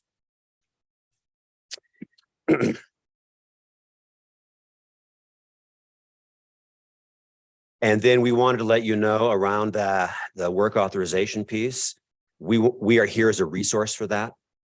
So if any of you or any employers or any families or anyone you know have questions about work authorization issues, please bring them to us. We collaborate with, we're not attorneys, but we have experience with it, and we collaborate with local immigration attorneys. We help fund cases. As diverse as, there was someone a bus driver at the school district. Carlos worked on this case and he was having trouble with that work authorization document and getting it approved by the HR at the school district. And we worked hard to, because it's complicated, those things, and worked hard to get that, that's a solution to that so that guy could keep his job, and we need him. And so I'll just turn it over real quick. We don't want to take too much time with this, and we do want to have time for you guys to ask questions. So I think Javier is up next, and he could talk a little bit about things like communication, accessibility to housing, things like that. Hello, folks. I'm a out of breath. I just came out from having a bronchitis and a few health complications.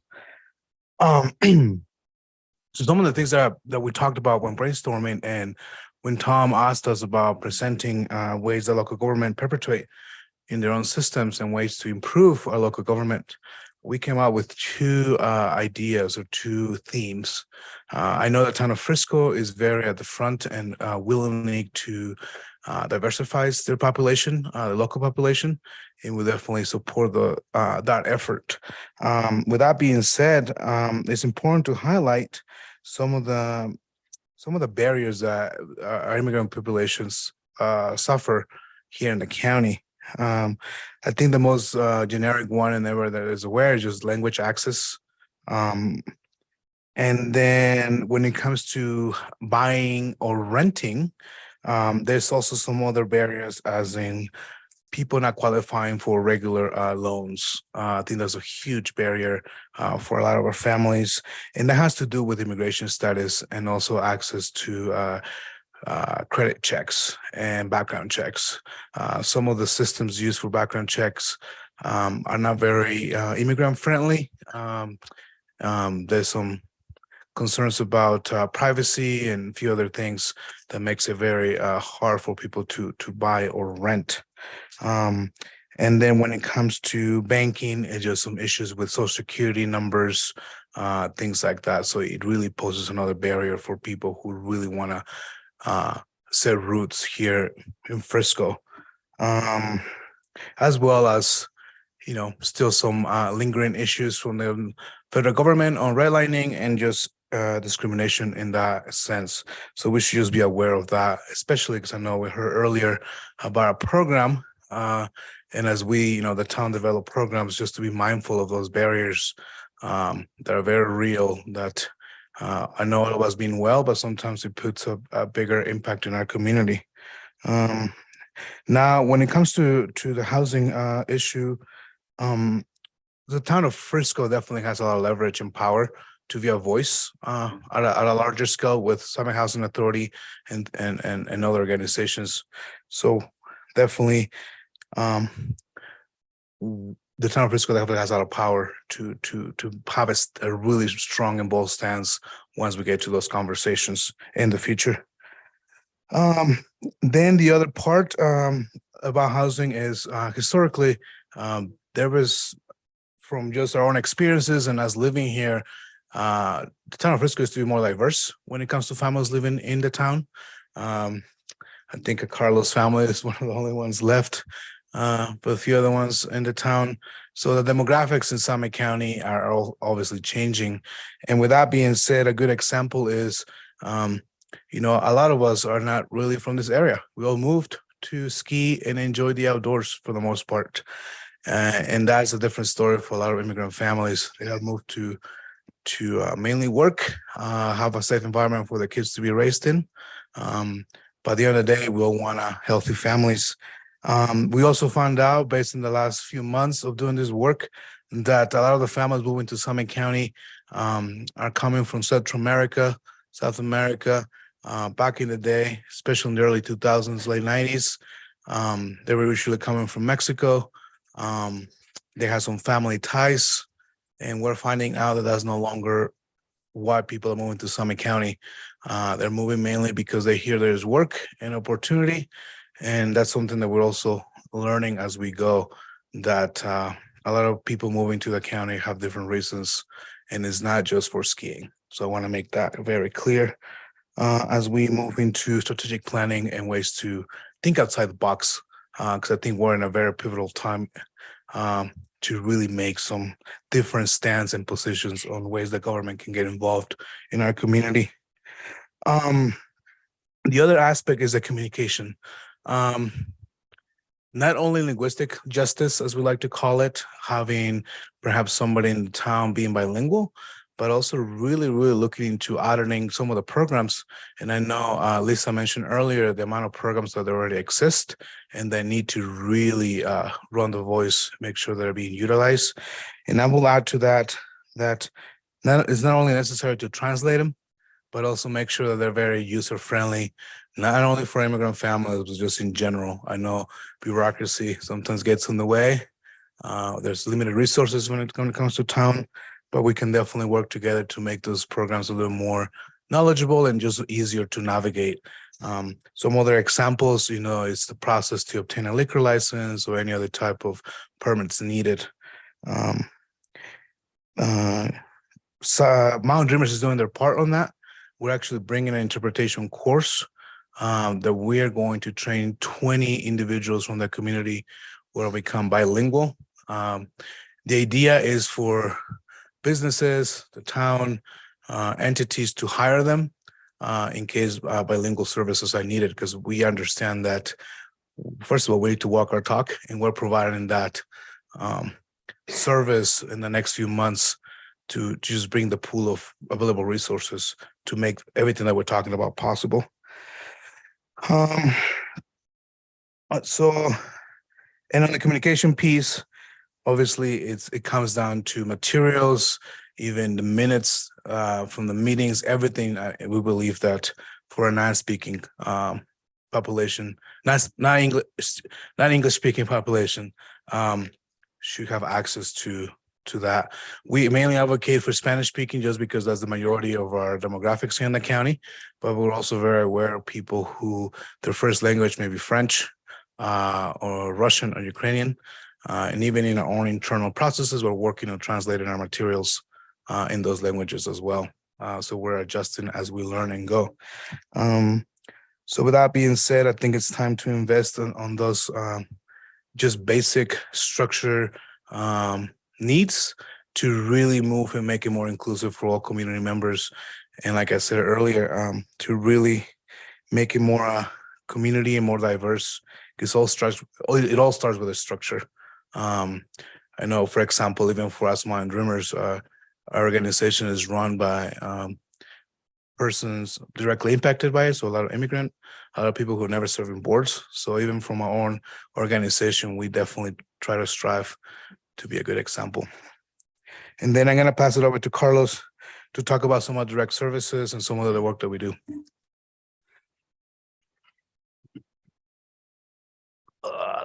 Short here, so gotta adjust.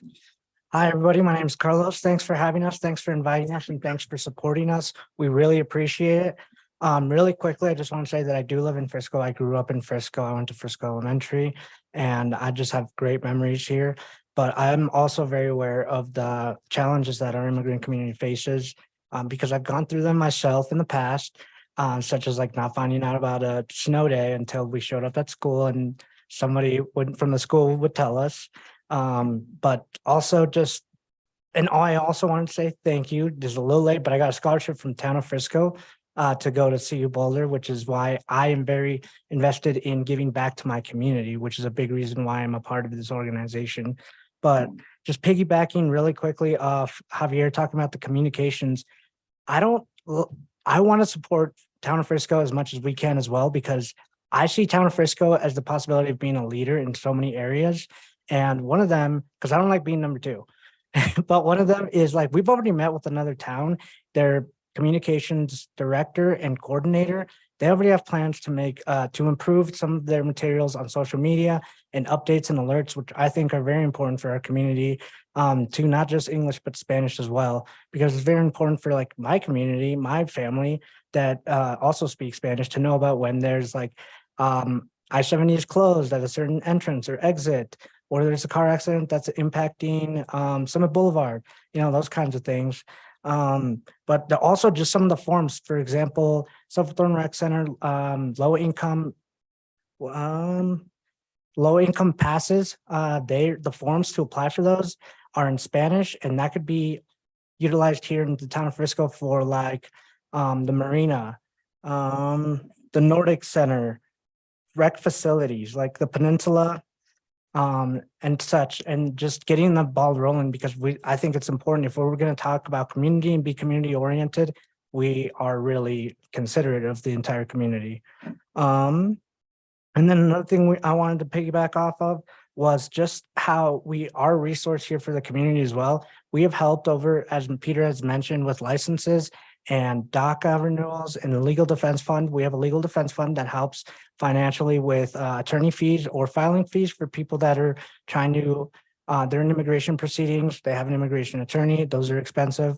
We have helped over 385 people obtain their driver's licenses. Now, these are immigrants from Czech Republic, Jamaica, Latin America, and those are just like some of the different demographics that we've seen, but it's definitely changing here in Summit County, and we need to be aware of that. We've also helped, and this is just from the start of us doing data tracking, keeping track of who we're helping and how many people. So the numbers are most likely higher, but 268 people have been beneficiaries of our DACA assistance and our legal defense fund. So helping people renew their DACA work permits and being able to keep their jobs, which we know that there's DACA recipients and immigrants of all different walks of life working for the school district, working for Frisco or businesses in Frisco.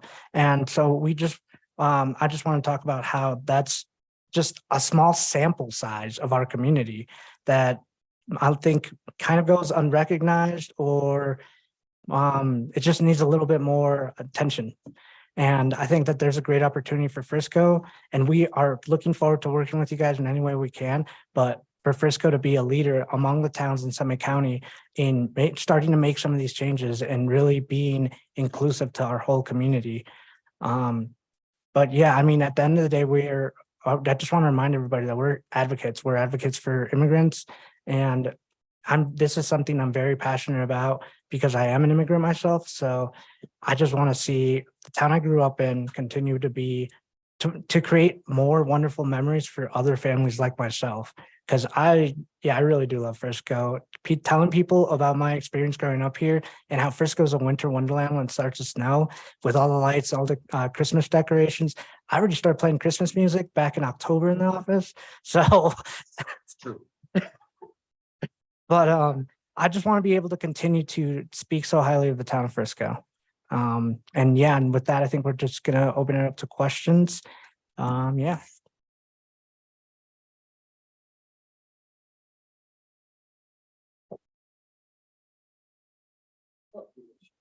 I don't have any questions. I just want to say thank you.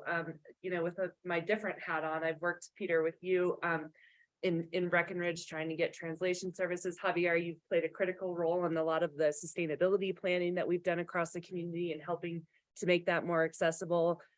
I myself have not been involved with Mountain Dreamers, but just the work and the services that you guys have provided and your respect and willingness to collaborate and make things better is just so, it's so welcome. And I just want to thank you guys for the work that you're doing. You're doing a great job. And however we can help, you know, if there's an ask at any point, how we can help support you. And then to also take your advice and implement changes within our own structure, organizational structure. I'm all for it. So thank you guys for what you do. Thank you. Second, all the complimentary comments. been with you guys a number of times and every time it's awesome. For the benefit of all of us, could you sadly paint the picture of what happens if DACA doesn't get renewed? What should we expect? You can. We'll try. We'll do it together. We're tackling it. I know it's not a pretty picture. No, it's definitely not. It's just the stat that forward.us has that I'll give it to you to give you the right number. But when it comes to Frisco itself, some of the big employers are obviously school district and the hospital. I know the care clinic is very strict when it comes to, just because they're funded by the federal government, they're strict on when the work permits are expired. So we're talking about a couple of hundred people losing their jobs overnight. And also services, bus system, school district, or healthcare will definitely collapse. That's literally a reality. Mainly because these entities obviously are ruled by federal laws, regulations, and there's not a lot of room, or there's not a wiggle room to make exceptions or to make it kind of go slowly. The alarming, I'll give you the stats, but that's literally the alarming rate if tomorrow everybody loses their work permit. And it's actually a lot of the people that we have helped, the numbers obviously skewed. They actually work in Frisco, mainly because of the big employers that we have here. Yeah, and I did just want to add on for a little bit of background. It's really unfortunate, the position that we're in, because the Congress, US Congress actually passed the American Dream and Promise Act. It has, however, it went to the Senate and has been sitting there collecting dust. So Congress passed on legislation, but it hasn't gone through the Senate and been voted on, unfortunately. The other thing, and following up on the license predicament with the school district, that was also us helping and working with the DMV. We are DMV nonprofit community partners. We communicate with the director of driver's licenses and supervisors and managers in the mountain region consistently, and making sure that people are not unjustly rejected. We help them prepare for their appointments and make sure that if they qualify, they have everything in order and they know that kind of the process, as well as where they can go to get help if they are wrongfully, unjustly rejected.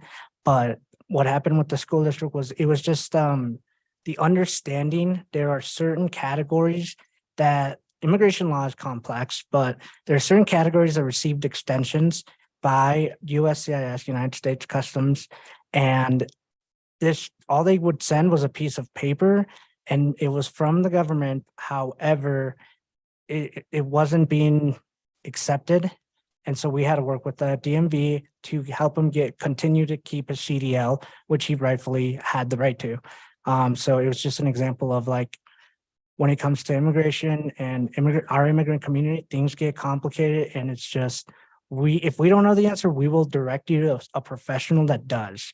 But yeah. And I have the stat, just as a federal stat, it's an average of 22,000 DACA recipients will be at risk of losing their protections each and every month for the next 2 years. For Summit County, if you really take the big number, that's a couple of hundred. Just DACA, and even with work, like you said, there's a lot of categories, but just DACA recipients themselves, they're the most vulnerable right now. Questions. So you guys you're here in Frisco, you're helping out all of Summit County. Are there other chapters throughout Colorado, or is it you guys are a standalone? No, we're a standalone organization. We're set up as a regional. For the people on Zoom. We created ourselves as a bit of a regional organization for the mountain region.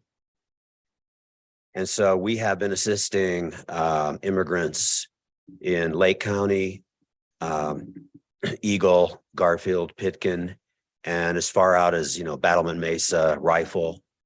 But our focus obviously has been in Summit County. We do have some grant funding from larger funders in the Denver area that allow us to do some work outside of Summit. And you know, you asked it the question about DACA.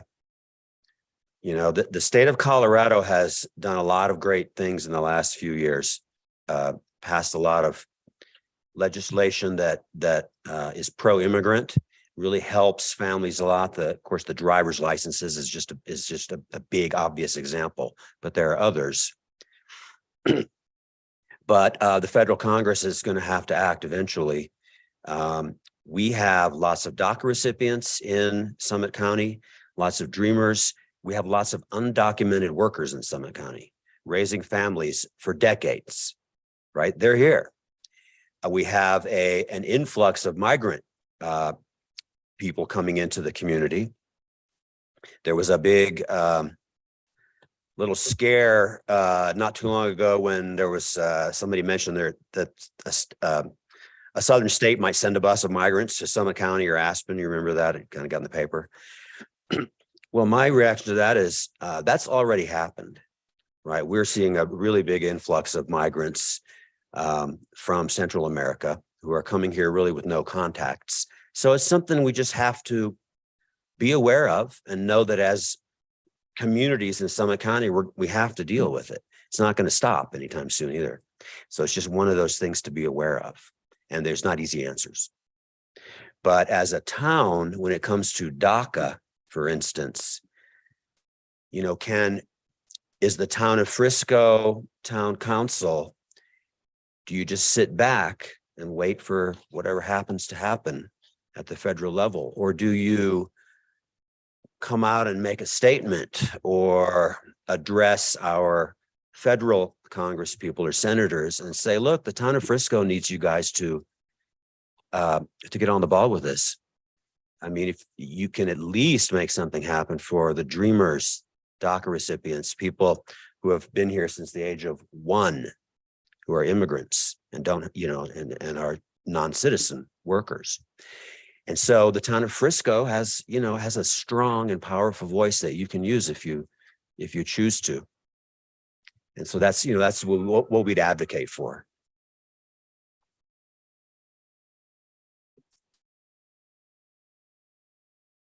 Policy statement that we talked about, agenda item number 1.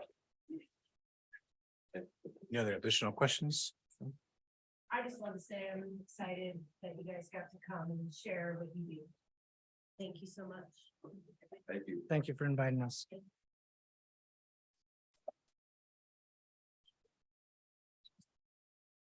Great. Again, thank you, Mountain Dreamers, for coming and sharing all that you do with us. And with that, we're going to adjourn and we'll come back at 7 for the regular meeting. We're adjourned.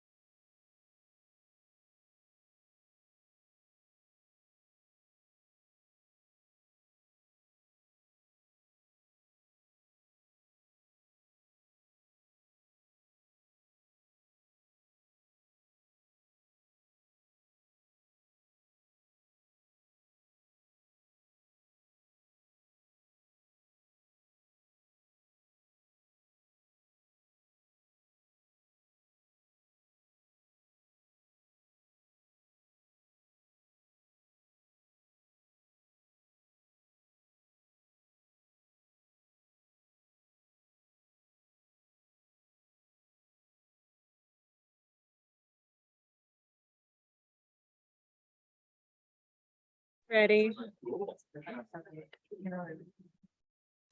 Great. Good evening, everybody. And thanks for coming to the regular meeting of Frisco Town Council. And our first agenda item for tonight is a new tavern liquor license. So I've got a script I'm gonna go with, so we don't, I'm sorry. Yep, consent agenda. I'm so hot to get to the script. So with that, let's open up with, anyone wishing to make, you One more time. want to do roll call again? I think we do a separate roll call for the actual town council meeting. Perfect. Okay. All right. With that, Um, let's do a roll call. Okay. And I'll reboot. Yes. Yeah. Yeah, thank you.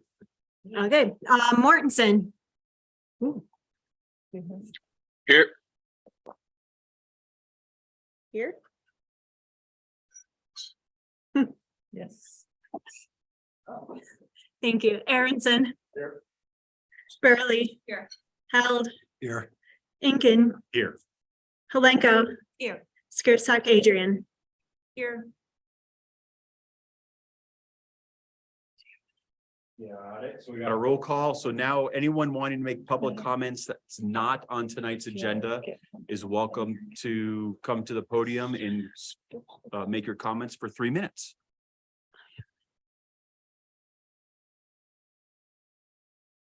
Seeing no one, do we have anyone online?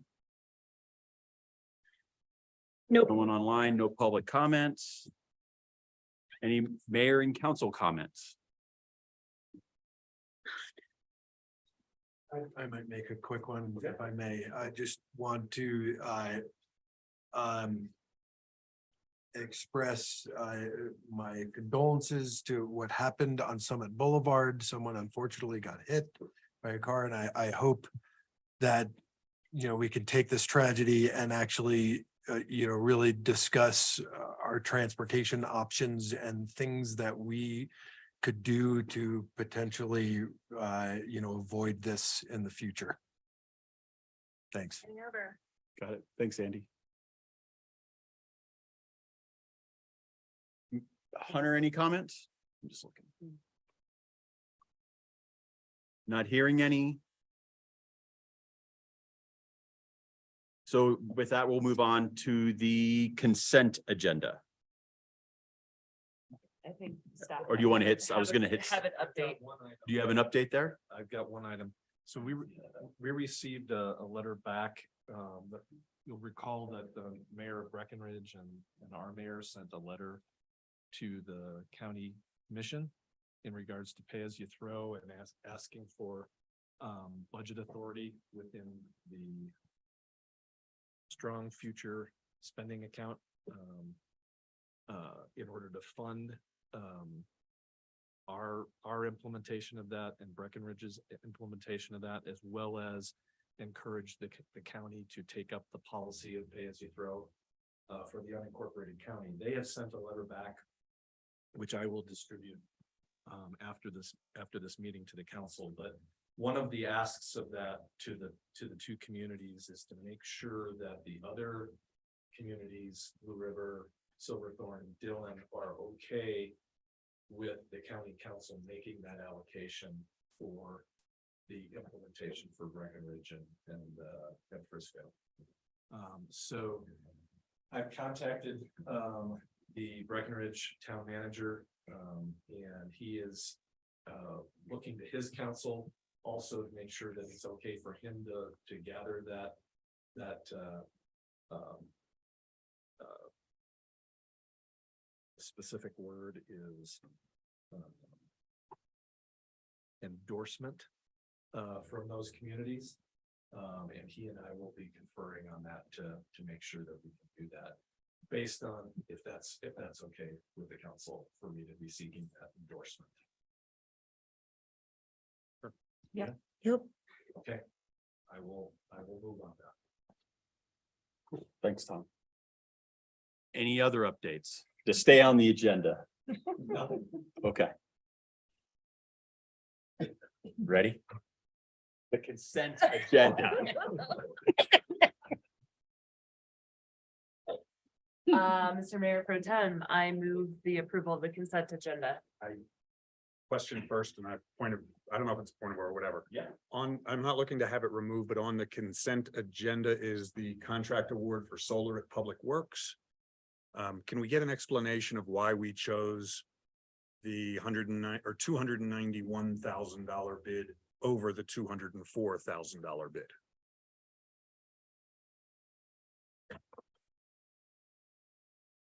Certainly. We chose the company we did because of their experience in the area. Their experience with the type of roof that we have on Public Works. And certainly with our climate. The reason we did not choose the lowest bid is because they did not have experience up here. They had a lot of front range experience, but no experience in our climate. And they did not respond with, I had asked them to give us an online platform, and they did not respond with that. And I wanted to make sure it would mesh well with the platform that we already have looking at the solar on the Marina building.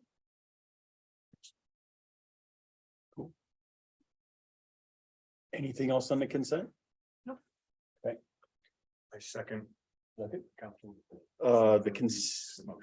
got it. Consent agenda's been motioned and seconded with a follow-up question. Please call the question.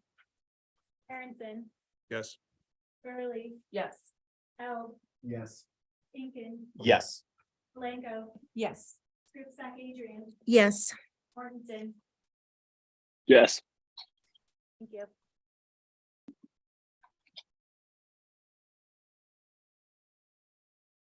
Having approved the consent agenda, we're going to move on to new business, and the new business is going to a new tavern license application hearing for Vine Street Social, the Town of Frisco Liquor Authority, and this is December 13th, 2022. I'm going to read the intro and then we're going to come back to it, everybody. This is a public hearing before the Town of Frisco Liquor Licensing Authority on an application for a new tavern liquor license at 156 South 4th Avenue, Unit C-1, Frisco, Colorado. Under Frisco Code, the Town Council serves as the local liquor licensing authority. Before the hearing begins, I'll describe how the hearing will be conducted. This is a hearing and witnesses. This is a hearing and witnesses who desire to testify will be sworn in, but the strict rules of evidence do not apply. Any evidence that is relevant to the matter at hand may be considered by the authority. As chair, I may limit testimony or evidence determined to be irrelevant, repetitive, or cumulative. The order of the hearing will be as follows. This authority will accept the preliminary investigation reports and findings of town staff. Due to the absence of town clerk, the town attorney will provide this information on the clerk's behalf. And again, our town attorney is virtual this evening. The applicant may present any evidence or testimony she or he wishes. That was number 2. Number 3, any party in interest may present evidence and testimony. Under the law, a party in interest includes any adult resident of the town, an owner or business manager of business located in town, and a representative of a school located within 250 feet of the premises. 4, the applicant may then present rebuttal evidence, if any. The town may also provide rebuttal evidence, if any. 5, the applicant is then permitted to give a final statement if he or she chooses. Throughout this process, the authority may ask questions. After all evidence and testimony has been received, I will close the public hearing and the authority will make a decision by motion and roll call vote. And with that, I now open the hearing. I now open the public hearing on an application for a new tavern license at 156 South 4th Ave, Unit C-1, Frisco, Colorado. I invite the town attorney to present the report and findings of the town clerk. Thank you, Mr. Mayor Pro Tem. for purposes of this proceeding, Mr. Chair. In the meeting packet for tonight, the town clerk has provided the authority with a memorandum dated December 13th, 2022, concerning her preliminary investigation. I submit that memorandum into evidence as the town's exhibit number 1. In addition to the information contained in that memorandum, I also offer the following evidence. First is that contained in your packet as an exhibit to the town clerk's memorandum is a copy of the published notice that was published in the Summit Daily and posted on the property on November 11th of this year. I offer that document into evidence as town's exhibit number 2. Next, I will tell you that according to her memorandum, the clerk has reviewed the minutes of the meetings of this authority for the preceding year and has stated in her memorandum that the premises proposed by this application is not the same subject of an application that has been denied, for reasons being the reasonable requirements of the neighborhood or the desires of the inhabitants are already satisfied by existing outlets. The town clerk has also discussed the application with the town's building and planning departments. And as a result of that consultation, she has stated that the proposed premises comply with the town zoning and building requirements, in that the proposed wine bar, the liquor license facility, is a permitted use in the subject district. And an appropriate building permit application has been made depicting the premises proposed for licensure. Next, the clerk described in her memo both the number and type of liquor licensed outlets that are currently operating within the town. There are 27 hotel and restaurant licenses, 1 brew pub, 5 beer and wine licenses, 3 retail store licenses, 8 fermented malt beverage off-premises licenses, and 6 tavern licenses. The town clerk has also discussed this application with the State Liquor Authority. As a result of that consultation, she has stated that the applicant, Vine Street Social LLC, has submitted a state liquor license application that is currently under review by the state. Local fingerprinting and background checks have been reviewed by the Frisco Police Department, and the police department has expressed no issues or concerns about the background of the sole owner of the corporate applicant. I request that the application filed with the town's clerk's office and contained within your packet for the hearing this evening for this new tavern liquor license, along with all exhibits, maps, drawings, and other materials filed, be admitted into evidence as the town's exhibit number 3. Finally, as evidenced by the application itself, a petition was filed with the town clerk's office concerning the needs and desires of the adult residents of the town for a additional liquor license facility. The town clerk has reviewed the petition and found that it contains 28 signatures, with 28 in favor of a new tavern license at the location of 156 South 4th Avenue and 0 opposing. I request that the petition results be admitted into evidence as applicant's exhibit A. That concludes my presentation of the results of the town's, and in particular the town clerk's preliminary investigation into this application. I'm happy to take any questions the authority may have.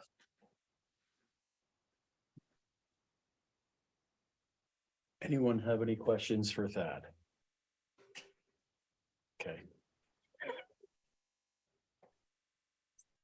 With that, the applicant may present any evidence or testimony he or she wishes at this time.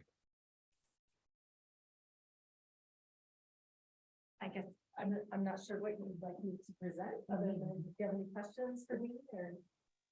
Hi, before you present, if I can, I'm doing the clerk's duty tonight. So if you would raise your right hand Oh, yes.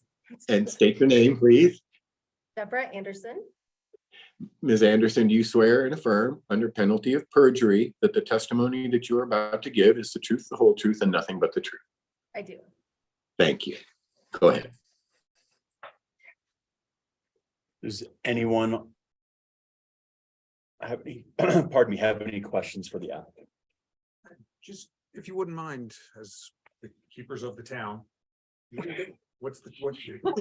Tell us about what you're trying to do. It's, Hiring, this is my retirement job.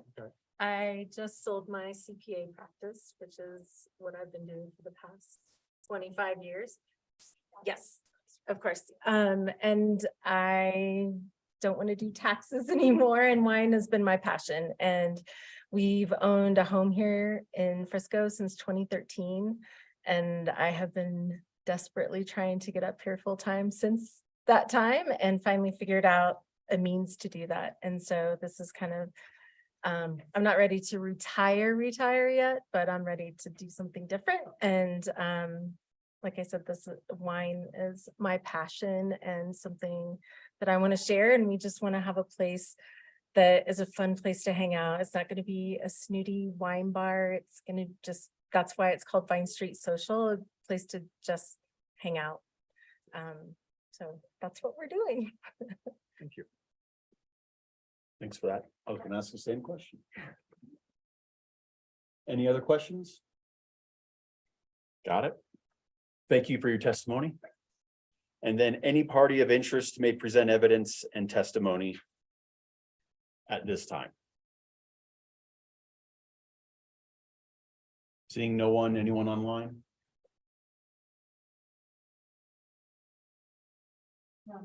Got it. You have any? I'm going to skip the rebuttal because we didn't have anyone speak. And then, do you have any final closing statements that you want to make? No, that's totally okay.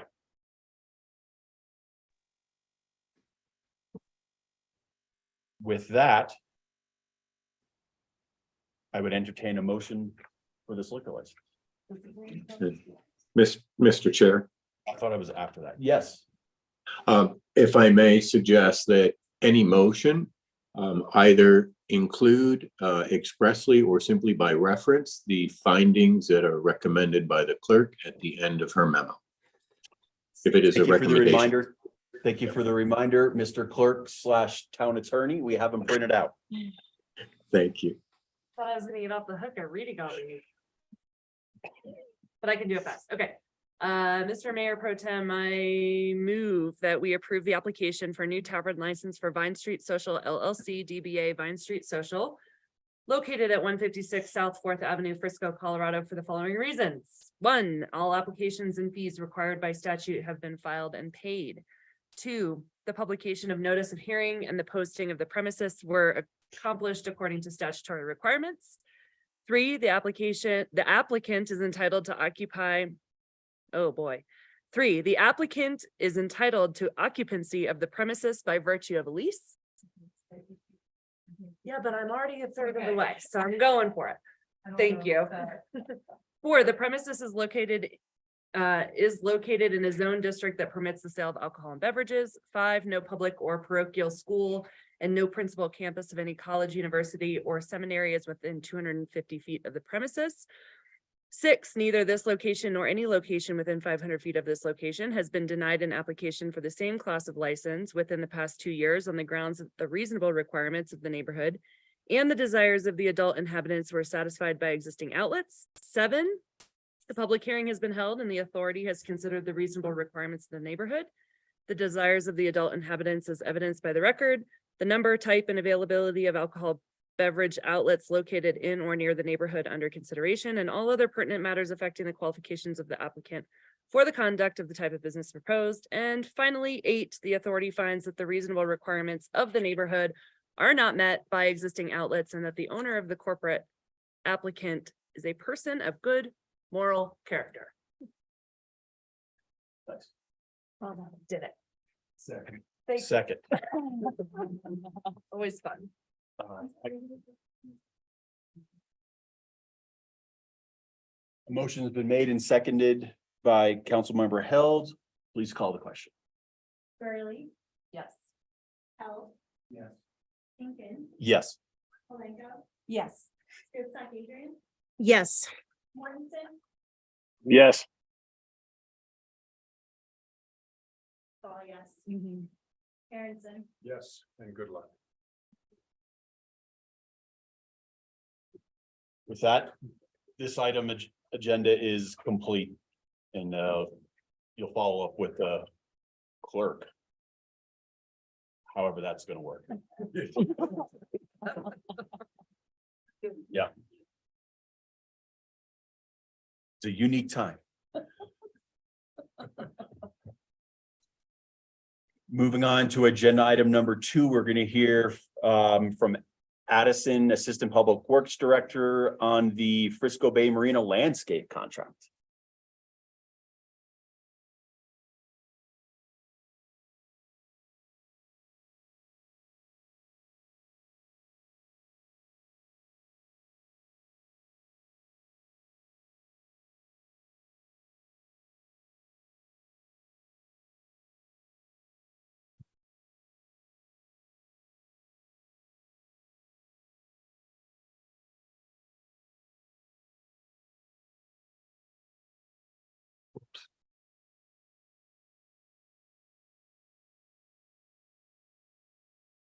Okay, good evening. How good to be back.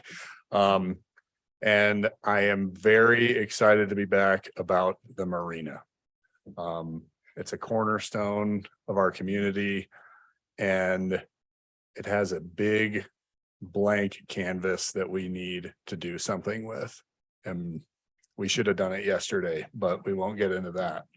But I'm here with what I believe is a solid plan to get it looking completed, number one, and number two, to set it up for future improvements when funds become more readily available at this time.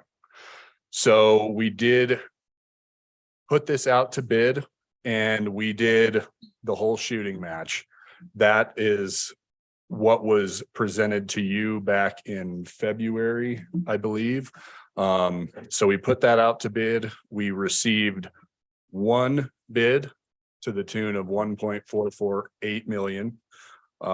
Realizing that that was not feasible, town staff, we decided to really dig into this and what do we absolutely need to, again, make it look done, and how can we plug and play into the future, you know, certain items that we need.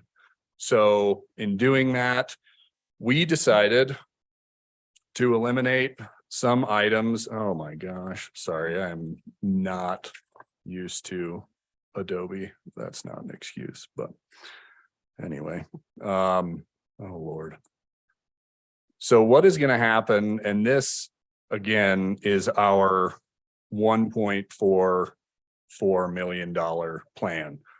Tons of trees, tons of plantings, tons of flowers, tons of irrigation, drip irrigation for the trees. This site furnishings, this nice path that you can see on that east side of the property. Let me scroll down just a little bit. Like Matt had just mentioned, you know, site furnishings in this crusher fine entryway that we have right when people pull up. You know, so we're just little things. There was a lot of little things that added up to quite a lot when it came to the proposal. So again, digging really deep into this, this is the $1.4 million option. This is our $771,000 option. So with our $771,000 option, if I can zoom in without totally wrecking everything here. Click the little arrow like 2/3 of the way to the right to get rid of that tool. Yeah. Yeah, click that guy. No, I'm right here. You can see my cursor. Help me. Sorry, they'll just make it full screen. Thank you so much. What is that? No, go view. Is that better? There we go. Ooh. Thankfully, I'm better at projects. So what we have with this option, you know, and I tried to color code it as best I could for what you're actually going to see when this if, you know, we get the blessing to continue with this project. So as you would pull up to the drop-off area at the marina, you would see just this nice pathway, and on both sides, you're gonna have a Frisco wildflower mix in there. That's something that we at Public Works use all the time. It works great. It holds up well. It's very low water usage, and that is in our pond and retention area anyway, so those work well together. As you pass through that area on the little sidewalk, you will get to, that will remain a crusher fine area. There's just not going to be all the picnic benches and everything there at this time. Moving past that, that little turf area, well, what we will make turf, it was a planting bed right now, but we can turn it into an easy planting bed in the future. That area will just be incorporated into the mass of green there. That will be all turf. If you move up to the north, the northwest there, that is just going to be a wood chipped bed there, again, ready for plantings in the future. And the irrigation, I'd like to mention that the irrigation system that we have for the turf, you know, we did leave money in there, so it will be plug and play for drip irrigation for trees and, you know, other vegetation if we decide to go down that road in the future. Adjacent to that, we will have a pad for, you know, a future, what would that be? A future meeting space, you know, a future enclosed pavilion there. So we'll get that prepped and ready to go. Moving towards the water's edge to the east, you know, we have our fuel system right there that we're just working around there because we got to have that open and ready to be inspected per code.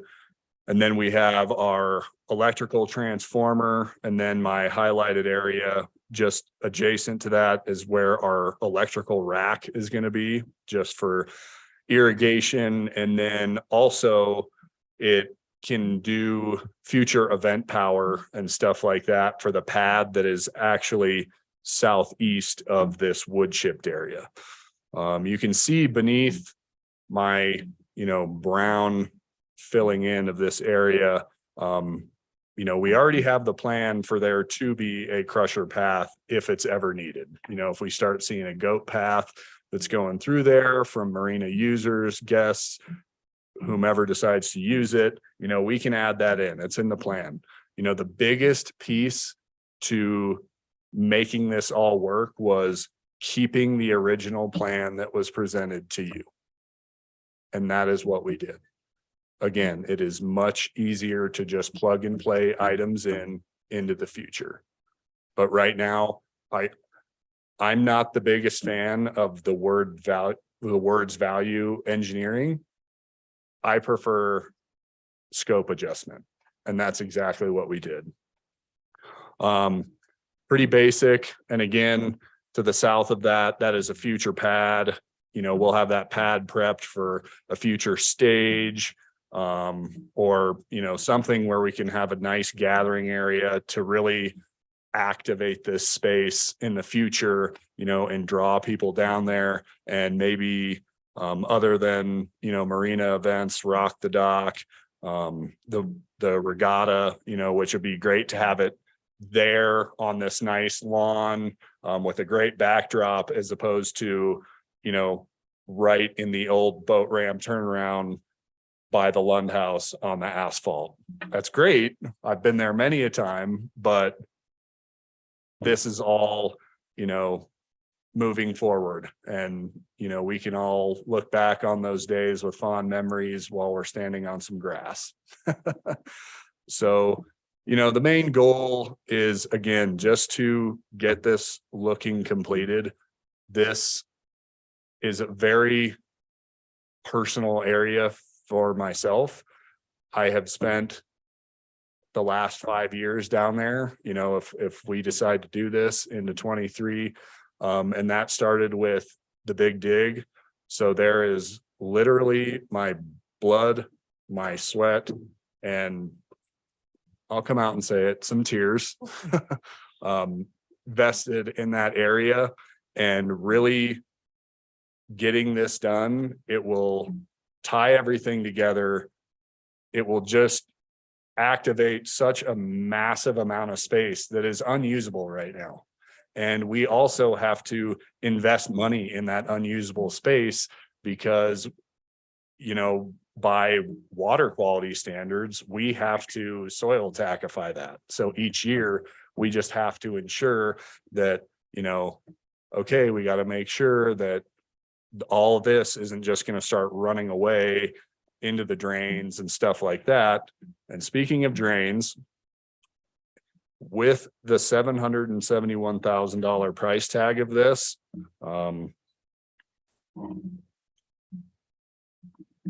you see, just hit escape. We are going to fix. Wow. There we go. So as I'm sure you all have seen, there's a nice pond by the fire lane now. And that is not what we shoot for in any bit of construction that we do. So that was a bid alternate, and we want to do that. And that has been accounted for in that 771 number. We have to do that. That is something that, again, I hate to sound selfish, but for myself, it just eats at me every single time I walk past that. You know, but that's the type of things that happen down here. And what I think speaks volumes is that I can come to this group and make my case. And since you're all citizens here, obviously being members of council, you know, there's such passion from the community behind this that it's like, let's get it done. Let's get it done right. And let's put this area to rest and keep moving back towards Main Street. Because that's the main goal eventually. You know, we need to continue our look of Main Street all the way down to the water's edge. And this is just another crucial piece to that. Again, and if there's extra funding that comes along from, you know, projects that we didn't do this year for landscaping, you know, we would absolutely love to use some of those funding, excuse me, to get some site furnishings, you know, just our standard picnic benches that we use at all our parks, you know, our same trash receptacles, just stuff that people are used to seeing, you know. And I don't think, you know, and this is me speaking from the heart, you know, we're Frisco and we're working people and we work hard and we are so proud of our community, but we're not over the top. And like, it's those little pieces like that that really say stuff like that to me. You know, and I'm not knocking what Matt and his team did, but it's just one of those things where I don't think we need the $100,000 of bike racks when we can get $10,000 of bike racks and be a-okay. So outside of my, you know, heartfelt, you know, passion for this place, I would love to hear anything and everything from council. Got a couple of just clarifying questions. Can you pull up? I know. While you're pulling that up, when you say the pond in the fire lane, I know what you're talking about, but just for clarity's sake, we're talking about the pond at the top of the boat ramp. That is not That's in why the I asked. scope. Yeah. That is not in the scope, but separate from this project, we are working on that. And I can tell you from our contract engineers that I will have 60% drawings for a repair for that on December 27th. So you're talking about the fire lane on the turnaround? Yes. So we're talking about the fire lane that goes all the way to the top of the gangway. If you can see my little hand here. So yeah, it's right by where the old lighthouse is. Yep. Well, I guess the lighthouse is back, so. So there you go. Okay. And then can you bring up the color one? That's absolutely. Let me just make it full screen here. Uh-oh. I'll speak into the mic. So if we went through this, but just for clarifying question is, I'm gonna go right, left, up, down. So lower left where the turnaround is, that first green section is a turf. Is that, it is grass? So it is gonna be a native seed mix / wildflower mix. So those first two dark green areas and that split, you know, that split is a concrete sidewalk that bisects that banana there. And that banana, you know, the true use of that is not only just a planting area, but it's also for drainage. And we're gonna go, so the tan pinkish color is the banana? So I didn't think so. That's why sorry. Yeah. Dark green flowers. Got it. Stay with me. So the beige, is that just like a concrete something? Oh, there we go. That probably helps with my little That would hand be right there. awesome. Yeah. Told you, I'm lost without Bluebeam. This is embarrassing. It's okay. So this area right here, this will be crusher fines as it's always intended to be. The only thing that'll be missing from that area, which, you know, I made the opacity on these a little bit so you could see what was going to be underneath as it was designed. So that's where all those picnic tables and curved benches and stuff like that were gonna be. But right now it'll just be this big welcoming and inviting crusher fine area. I would like to mention we have a ton of parklets. Noted.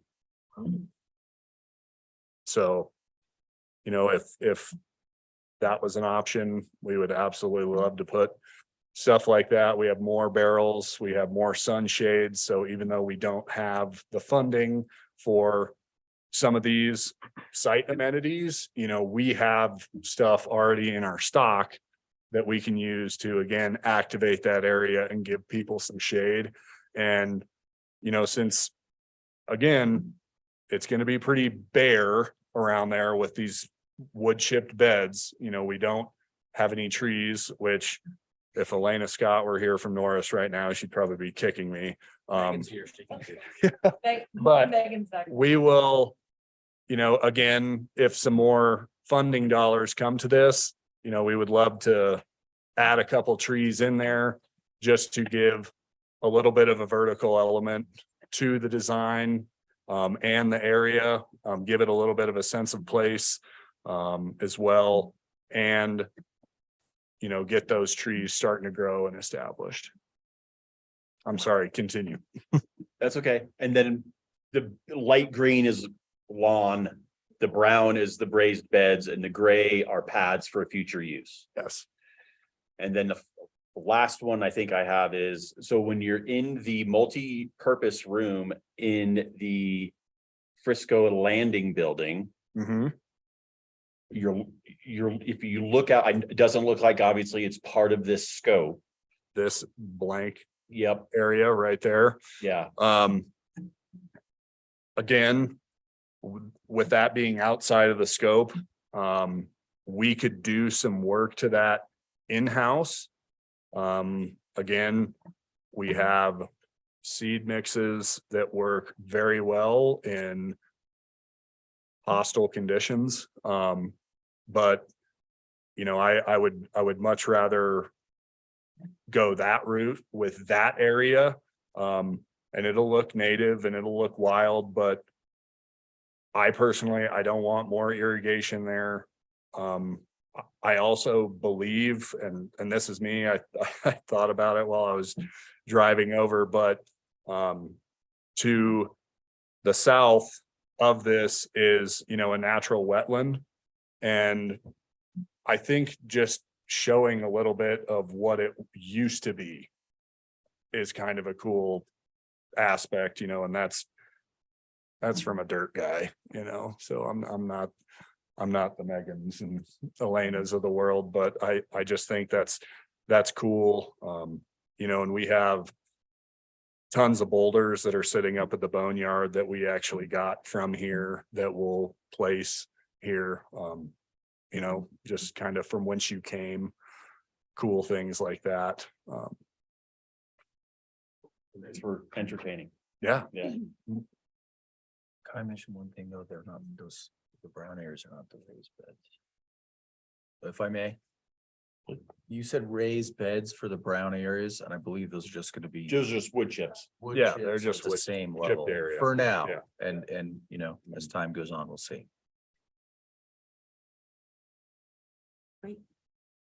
Anyone else? Is there a minimum amount of trees you'd like to see, at least initially? That aren't included at out 10 grand? I mean, I would love to see if we could get at least like 10 reasonably sized caliper aspens down there. I think that would be fine. I wish I could give you a price on that at this time, but you know, the great thing about this project in particular and the bid that we received, you know, the prime contractor would be Columbine Hills. They're local. We use them all the time. They are passionate about the marina as well, because them and their crew's families use it almost every weekend when they're not finishing up their projects. And then we also have 2V's irrigation and landscaping, and Tom Vitalone is, I mean, he's just like a dog getting ready to let loose, you know, he is ready to get and go on this. So we got two great local contractors on this.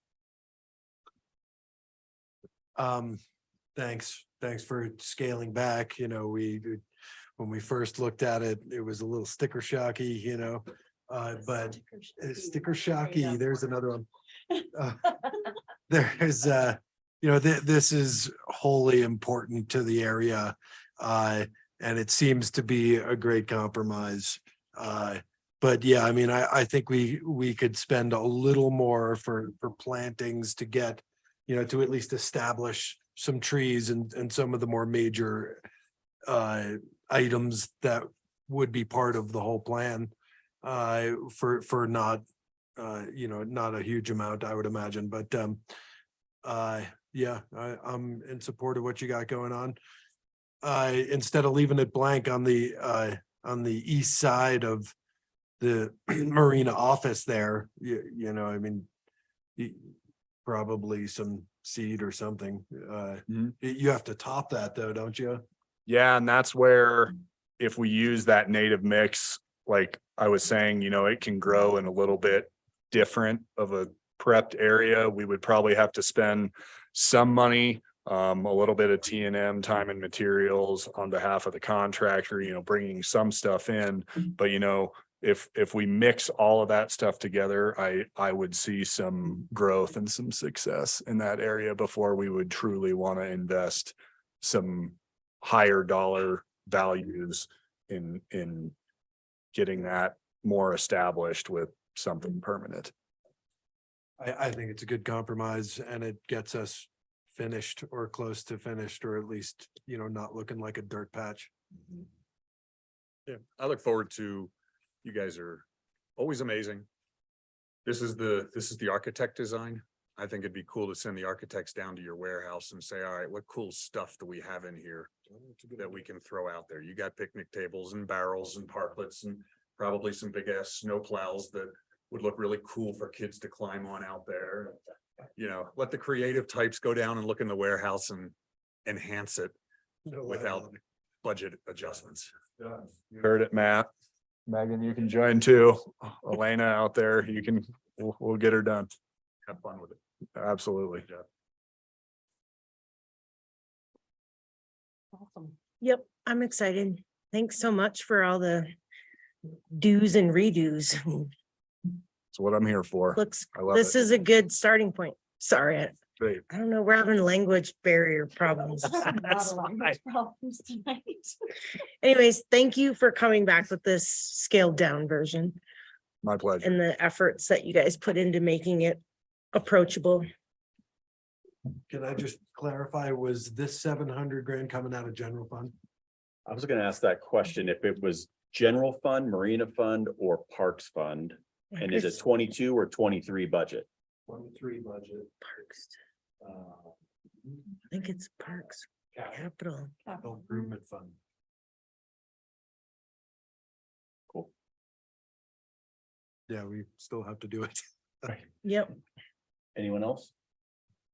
I am just looking forward to having I know this is not the end, but to having something that looks buttoned up and finished. I think there's yeah. been a few projects where it's just, it feels frustrating and you're getting a lot of questions from the community about it. So this is a great prudent and conservative way to move forward on this, and appreciate all the back and forth and the creative ideas. But we gotta get stuff. So thank you. And, you know, I keep mentioning plugging and playing and stuff, but this is the bulk of the work. And when we have to go down and do a plug and play those other features, it's going to be such a minimal impact. You know, we won't have to close and cordon off, you know, these mass areas. And, you know, the main goal with this, just to give you an idea of schedule, is Columbine and 2Vs are planning on mobilizing in right away. I mean, probably April 15th. So, you know, I'll start plowing all of that area to get it nice and prepped and as close to dry as you can get it. You know, in that month of April, which we always seem to get more snow then than any time of the year, but that's neither here nor there. So we'll have it ready. Town staff will have it ready and they're ready to go. And then in chatting with 2Vs, just since this will be such a high trafficked area for the turf, you know, this is a big investment. And you know, there's other communities who have just, all right, you know, let's let people on it, you know, and they've had to go back in and replace it. And it's just too big expenses. So we're looking at before the 4th of July, you know, we want to get this nice and healthy and established. And when we pull the fencing, it's ready because it's going to get a lot of use. And, you know, like Elena had mentioned on a call that we had the other day, we activate this area, it's probably going to relieve a lot of beach, you know, use. I think, you know, now we'll have the beach and the park, you know, it'll be two great areas and it'll just take away the beach getting so hammered. Great, let me just, because he's, oh, you got, No, I was gonna make a motion. I just wanted, since we can't see Hunter, do you have any comments? Nothing new to add. Let's keep moving forward. Appreciate everybody's work. Great. Do you need direction or do we need a motion on this one? I'm assuming it's on the meeting. We must need a motion. Yes, I will. I thought, okay, I was wondering if there was a motion or not, if this was direction to wait for the appropriation to make a motion. So even though we do have a slight cost delta, Yeah. you know, it would be a contract and the contract will get amended back into the packet. I got stuff today for the contract. I was waiting on the certificate of insurance, so I wanted everything in one fell swoop. So now that I have all that, which I received on my way over, I can get that back and we can get that contract dialed in. Columbine, it's all filled in by them and ready to go. So we just need, you know, the mayor and the town clerk's signature to get rolling on this. So can we make a motion without a contract? Or is it just direction to bring it forward? Sorry, Thad. I think what he's telling you is you've used our form contract, right? It was just a matter of filling the blanks on dates. Yes, it's our standard construction agreement that. And I think the resolution, I'm sorry, I'm Pulling it open now. I think the resolution simply authorizes broadly a contract for that improvement in a dollar amount, correct? Yes, sir. Yeah, I think you're okay, Rick, with the dollar amount the project stated and the statement that we are using our standard form of agreement. He just didn't have the niceties of the insurance, the certificate of insurance and the like that is required from a contractor until today. Got it, cool. Thanks, Addison, for dealing with that. It was a little different than normal, right? And No problem. it's me. So with that, Public comment. we're ready for public comment. None online.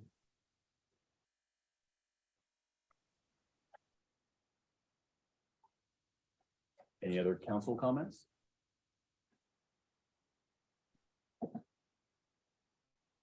All right. Motions. I move that we approve agenda item number 2, resolution 2234 for the Frisco Bay Marina landscaping contract utilizing the town standard contract. Second. Motion's been made and seconded. Please call the question.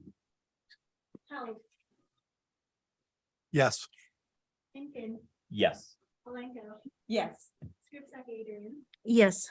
Mortensen. Yes. Yes. Aronson. Yes. Burley. Yes. Thank you. Thank you all very much. Thanks, Addison. Thank you, Addison. Thanks all you guys. Thanks, Matt. Of course. Okay, and that concludes new business. So moving on to old business. We have a second reading of ordinance 22-15.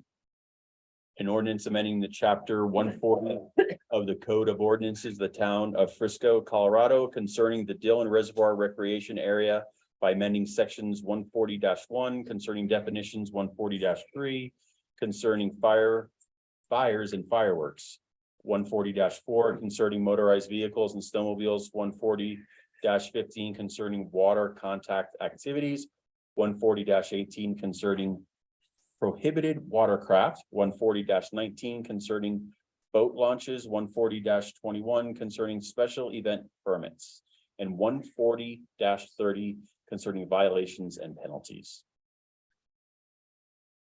Hi. Good evening.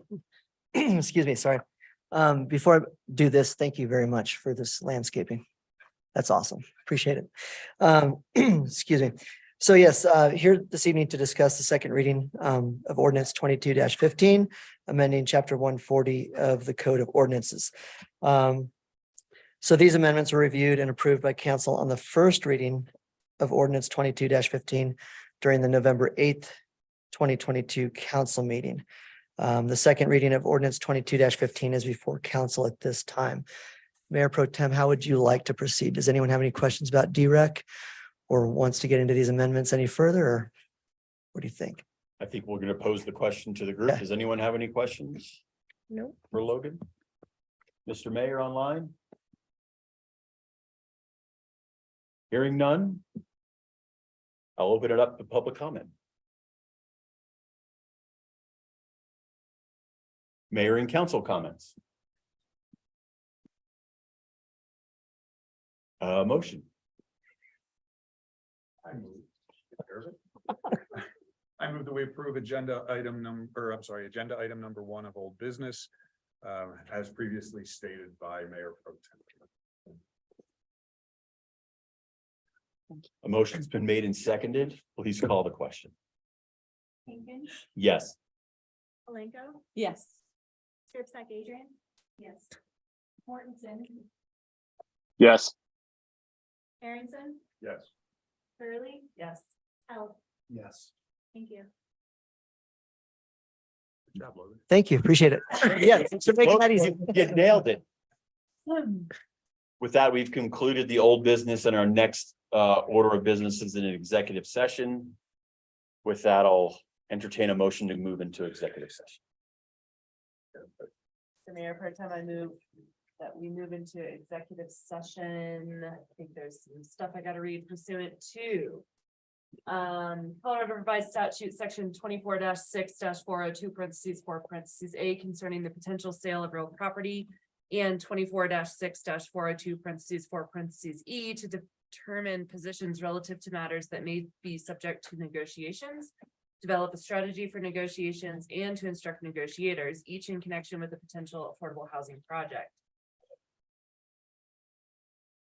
And I think that was duplicated on the agenda. So that's my motion.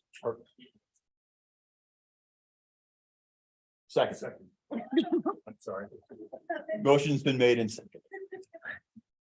We're now in executive session. Yeah, move to executive session. We're now in executive session. We do need Yeah, a, we're gonna hang out. What was in the food? What's happening to us? Mr. Mayor Pro Tem.